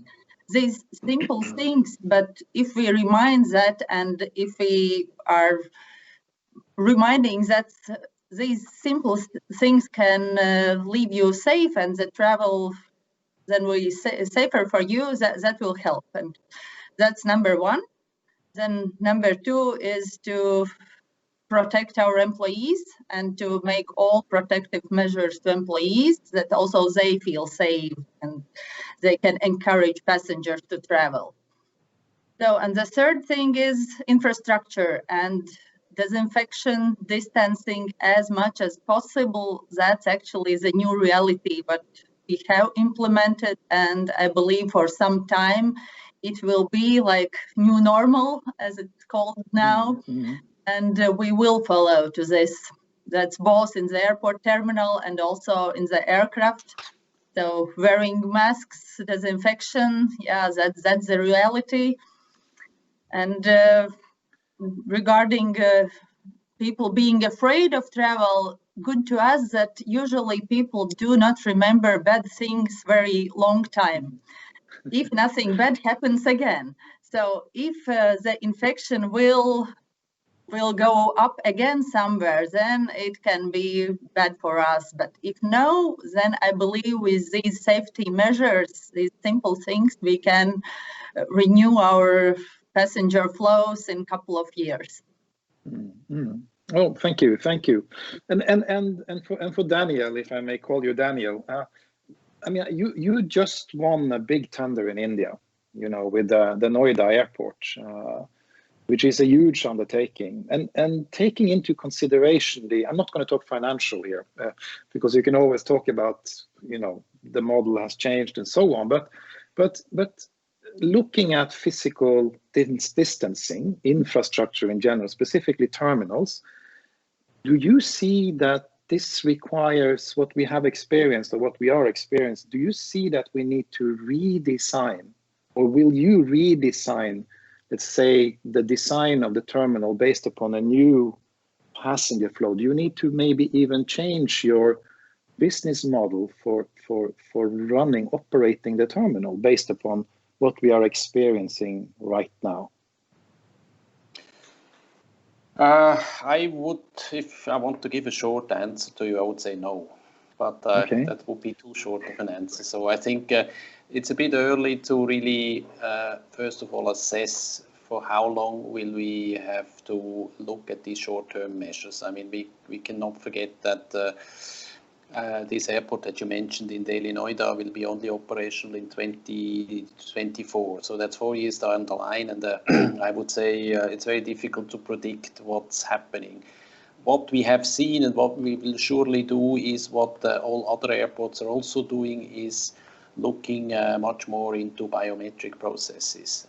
But this is, I would say, not so much from a health perspective, but from a seamless travel perspective, to ease the passenger experience and to reduce touch points, which apart from, let's say, an efficiency angle, also has parallelly an angle that could be called a health angle, but I don't think that was the intention. So at this stage, when I look at the planning for this airport, we have not really done a big change.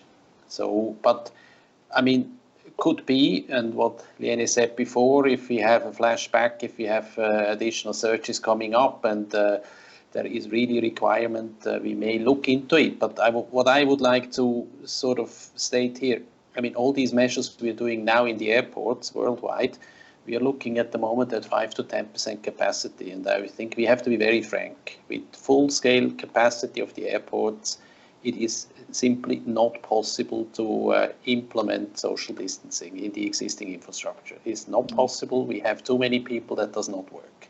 So I think we have to be very innovative, and we have to, as you said initially, instigate and work on the trust of people.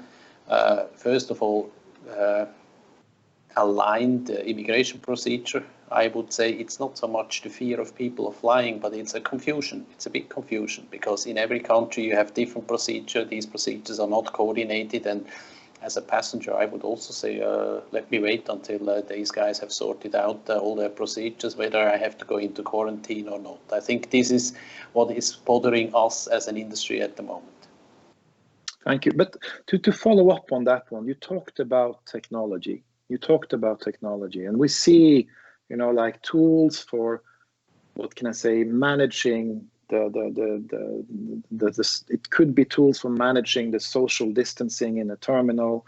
It could be slot coordination, even, you know, doing things to actually being able to manage the whole flow and the usage of the terminal in a completely different way. How do you see the use and the role of advanced technology in this kind of new normal? Because you touched it already.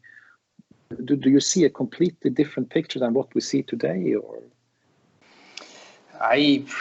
at this stage, I don't see that. I mean, I've seen demonstrations, I've seen tools, heat maps in the terminals, how you can do, but with the throughput of 100,000 or 150,000 people in a terminal building, I really, in practice, don't see how this will be possible, unless we are ready as an industry to cut down to 30% of the capacity, but then this is not reality. This is not what has been happening. These are not the market dynamics that I see in Asia. So I think this is not going to happen in this way. No, but thank you. That's really valuable points. But to Ms. Joffe, to Lithuanian airports, I mean, like, we've been thinking quite a lot about this new normal, what we're gonna do and how we're gonna handle it, and there's a lot of, what can I say, suggestions on how to do it. I mean, like, so thinking to make it actually work, what do we need to, in your opinion, what have you done? Is there something that you have stopped doing because of the new situation that we are in? What have you changed? And has it been necessary to actually redesign something, come up with a completely new design and implement something completely new to actually make, what can I say, handling safety, health and safety in a comfortable way for the passengers at the Lithuanian airports? You have your three. Have you any thoughts on this one? Yes, actually, it was very hard for us because last autumn we have introduced our projects that we are planning to build new terminals. We are planning to make huge investments on runway, on apron. And after the COVID-19 came, so we need to think again. We need to think what kind of projects we can do. We can do because of we have money. We can do because of its safety issues and so on. So that was really huge work, and we canceled it or moved, I would say, forward a lot of projects to all three airports. And what we think it was the most important for us, for our partners, to start the operation again is to continue work with our stakeholders. And first of all, municipalities, some business organizations, and as well as our Ministry of Finance and Transport. So this collaboration and working together, actually, we think has done a lot, because we have open Vilnius at 13th of May with Lufthansa, and now we continue to open new routes, working together with the ministries. So as one of the colleagues said, it's the main issue to reopen the routes for airlines and passengers is actually that there is no common rules between the countries. And it's hard, but we try to do our best with our government. And of course, all safety issues my colleague Line has mentioned already. So it's disinfection, it's distance, it's personal protective equipment, thermal screening. I would say if the passengers are complaining that it's something too much, that we're doing too much, and maybe it's enough just to have this mask, I can tell that we are doing something really good. We are protecting our passenger, and we are trying to show that it's actually we care and the safety is first. Oh, thank you. Colonel, I would like to ask, because we talked a little bit about cleaning here, and of course I know this is not your area, because it's emergency response, but I'm quite sure that Indigo has introduced some, what can I say, different procedures when it comes to how to clean and sanitize your aircrafts and so on. So it's looked upon as a key component, like the cleaning part right now, to keep, what can I say, people feeling safe and so on. And what has changed at Indigo when it comes to aircraft cleaning? And how do you think these cleaning procedures, what can I say, will affect your operations also? And then, I mean, like Indigo is also a low-cost carrier. I have many questions, but Indigo is also a low-cost carrier. Yeah. And we all know that, you know, airlines make money when they fly, when they're in the air. And adding a very strict cleaning procedure, maybe higher frequencies and so on, that will affect the turnaround time, meaning the utilization. So can you say a little bit about how Indigo has approached the cleaning procedures? Or are you somehow in a way to also improve it to the market? Yeah, thank you. Well, as far as the cleaning procedures are concerned, certainly the frequency of cleaning has increased a lot, which at the moment is really not a problem because the frequency of flights is very low. We've started off some of our operations, but it's very, very low considering the number of flights which we've been having in the past. So what you talked about a little earlier, the perception of the passengers. Now, this cleaning is not only for what the health authorities tell us, but also to build in confidence amongst the passengers. And that is why it is important that we keep doing this and make it more visible, which actually brings me to my own topic of crisis communications. Yeah. Because not only do we have to do the things, we also have to make people know that we are doing it. And so our thrust has been in introducing new ways, introducing all these methods for, now in India, in the airports, the cleaning process is actually starting right from outside. So it is not just the airline which is affected, but it is the whole airport. So before the persons go in, they are being sprayed, they are being given masks, they are being given, now it has come that they will have a full screen. The DGCA in India has now mandated that the center row will be kept vacant.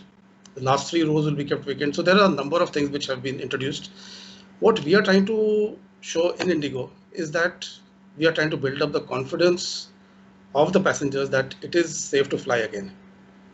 And when you talked about low-cost carrier, that is an advantage for us because our model is already low cost. We are not serving meals. We are not giving newspapers, magazines. I wonder how this is going to affect the full service carriers. I think they are the ones who would have to think about a change in their business model, because they will not be permitted to give food, and yet can they keep charging the kind of charges which they do have now? That is something they need to think about. So that is something which we need to really look at. Our turnaround times at the moment is not a problem, mainly because of the frequency of the flights. Where we do have a problem is, see, in India, we are not thinking of starting off international flights for the time being. The problem as far as the aviation industry is concerned, that we are not governed by a single set of rules.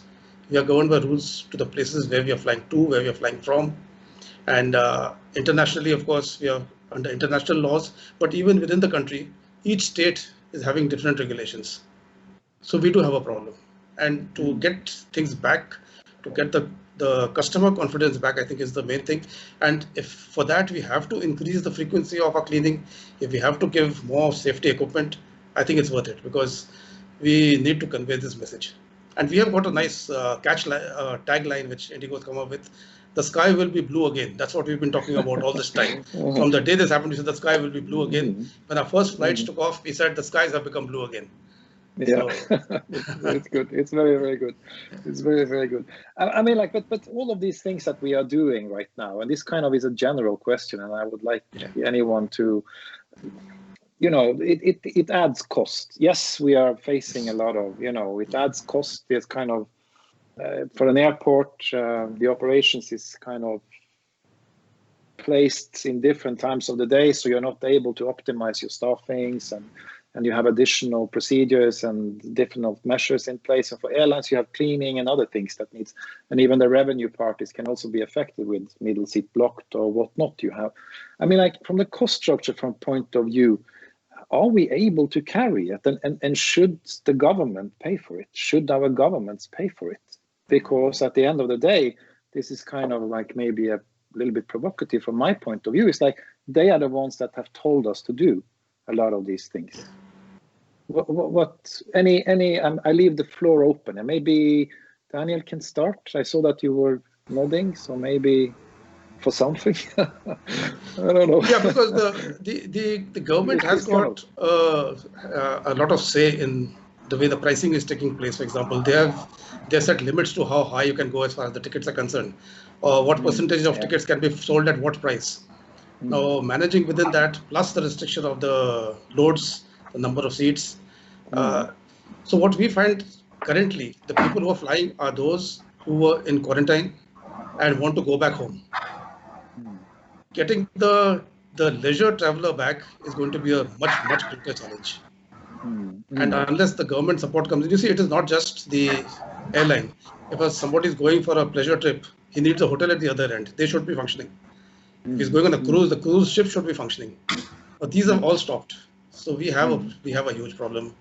It's good to be optimistic, I'm sure, but it'll take a little time. Okay. Anyone else have a view on who should take the bill?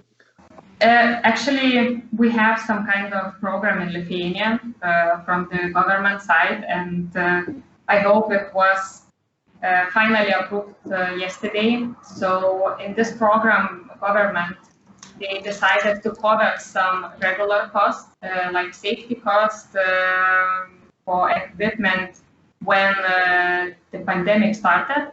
But now we are talking with government that maybe you could cover some discounts. We are providing additional discounts we are providing to the airlines to start the operation. So I hope that our government will work with us and they will give some incentives coverage. And as well, we are discussing to get some project compensation that we can move forward, because the negotiation with the banks, of course, we are getting more difficult right now. So it seems like our government is willing to help us. Liana.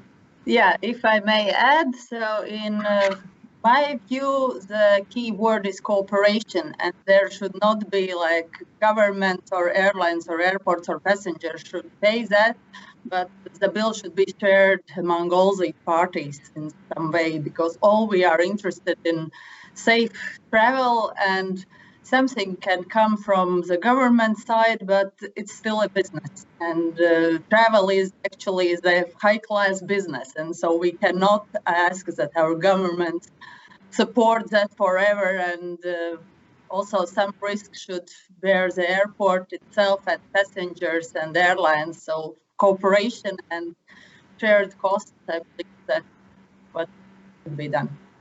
Okay. Any other comments to this? I mean, maybe from my side, what you mentioned before, you can look at this like this, that it was a government-imposed stop. But I think there are certain services that airports have been asked to continue, essential. So you have to have the airport open, you have to do these rescue flights. So there is costs going on there. And I think if you have zero revenue, then it's an easy calculation to see that at one stage, even the best financially strongest airport will run out of money. So we as a company, we have not applied for state aid because we said, okay, we have to consider also, apart from having a good balance sheet, the debt situation that will come afterwards.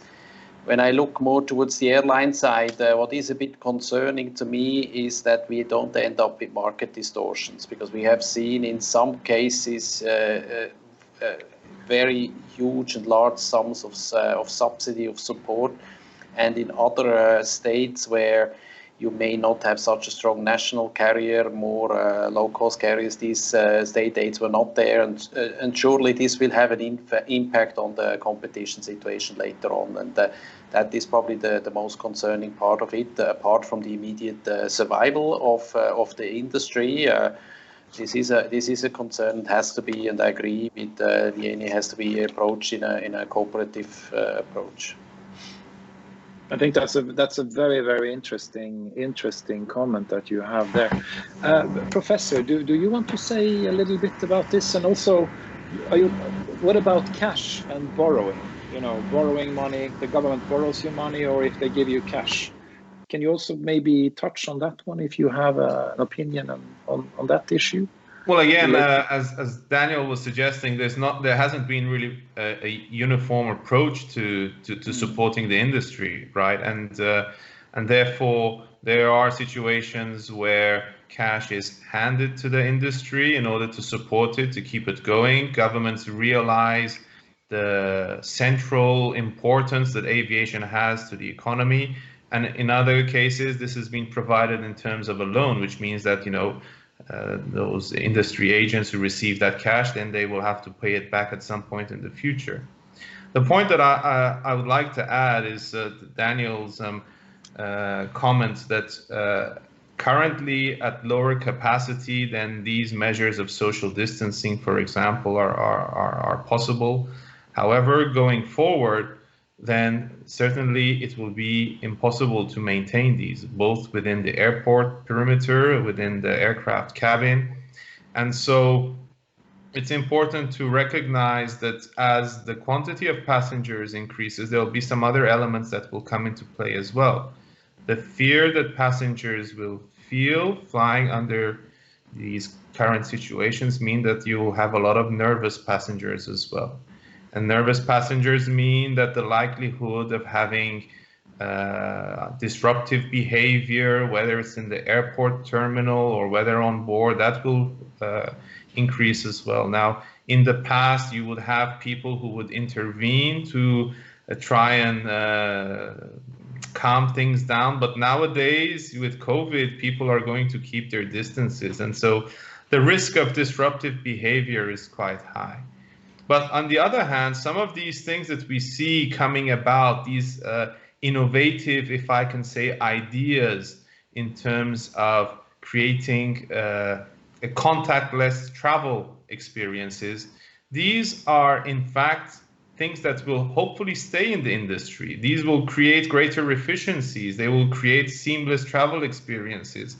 The point being that there's opportunity in everything that we're experiencing. So implementing these measures that we see today, and we call them, these are measures that are being put in place because of COVID, I think they're here to last because they offer other types of opportunities to the industry.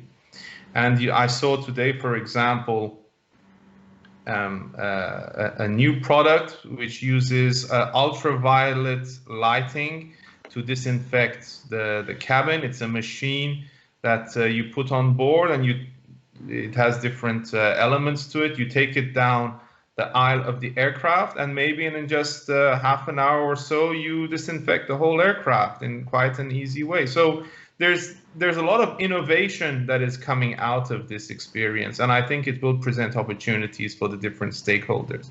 Some of these measures will have other benefits as a byproduct. That's a great observation. Thank you. We are closing in on our. So I will soon close a bit. I would like to continue, but I would like to ask the last question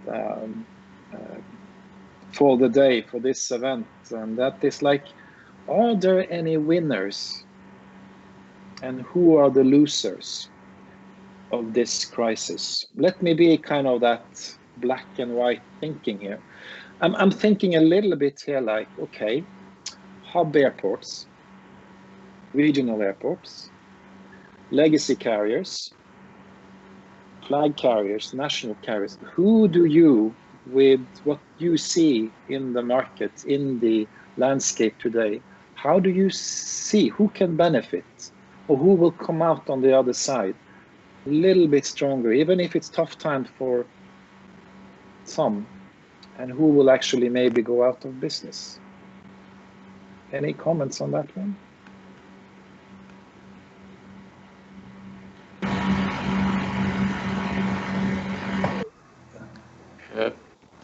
Yes, Daniel. If you want me to start, so what we have been looking at was that, and I'm talking a bit about Asia, is that the countries with huge domestic markets would probably, and obviously the carriers in these countries and the airports would have a leeway there, because what we have been seeing and what we believe is that domestic markets will recover quicker than another market because of this complexity of immigration procedures. I think that's surely one of one of the factors. The other factor, which was always a bit astonishing to me, is the level of cash at hand that certain carriers have. And I think now the situation for carriers with weak balance sheets will be even more difficult, because what we can expect probably later on when traffic resumes is also a price war. I don't expect that the airlines will cooperate on pricing, but as soon as the capacity comes back, then it's the survival of the fittest. So I think especially airlines there with weak balance sheets are in a challenging positions. For airports, it'll be difficult, really much linked to the strength of the carrier that is operating at the respective airport. Yeah, I'm in complete agreement with Daniel. Because what he's just described is what Indigo is. We got a very strong domestic presence. We are a low-cost carrier, and we manage things well. So I think carriers like ours will get out of this a little quicker than others. Like I mentioned earlier, the full service carriers are the ones who actually are headed for difficult times. And we have seen some of the large ones in the Middle East are already pruning down on their manpower, they're pruning down on the type of aircraft. So that change will come. Thank you. Liana, from my side, I can agree that the winners will be the carriers at the airports who had more efficient business models before crisis.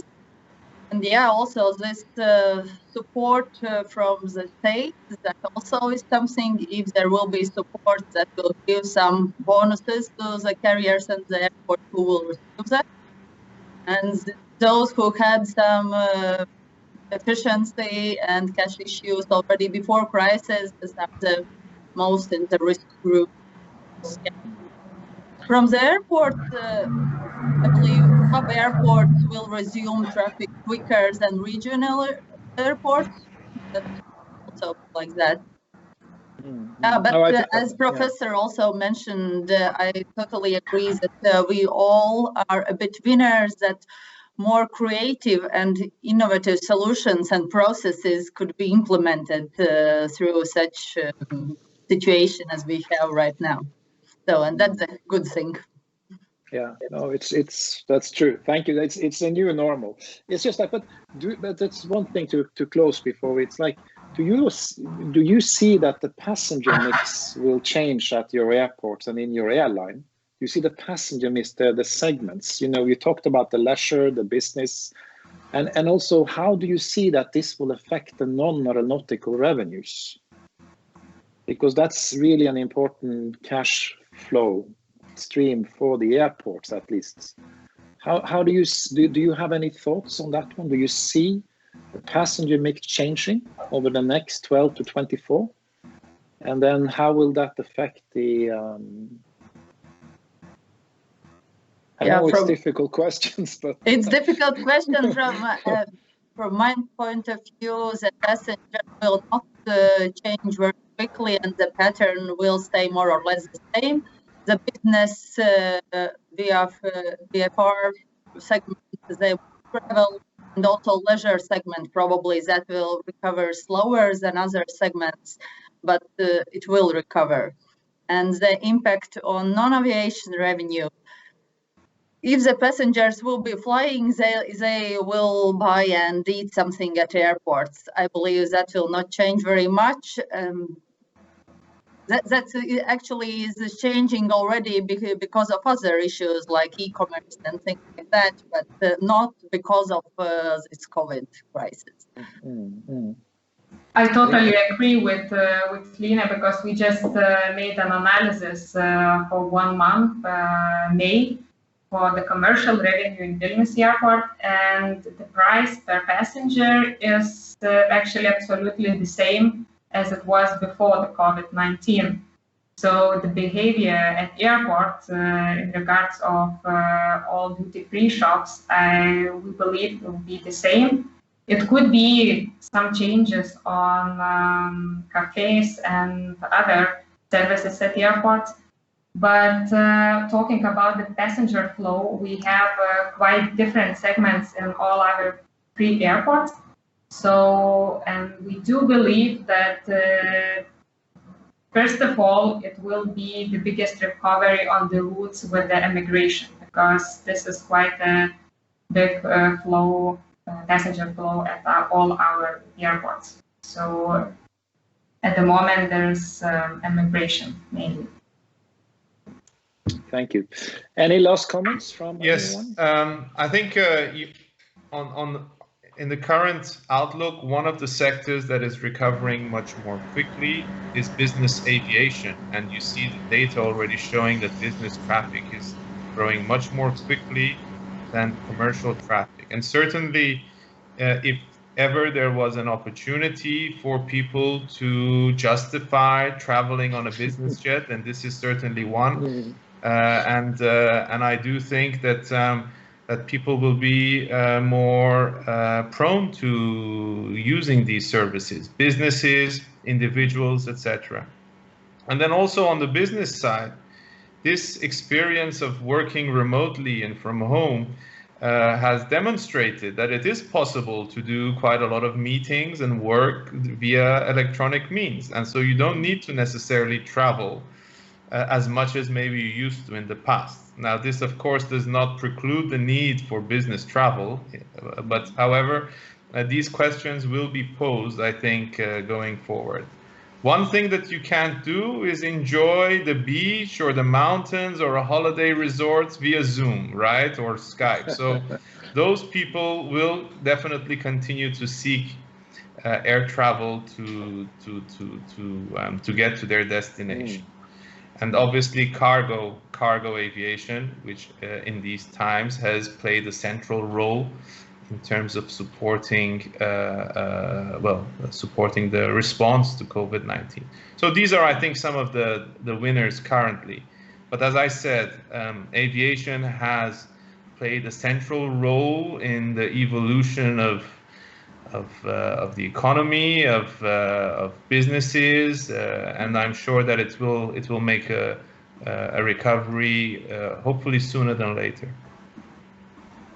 Thank you, and I think with those few remarks, if nobody has one last remark.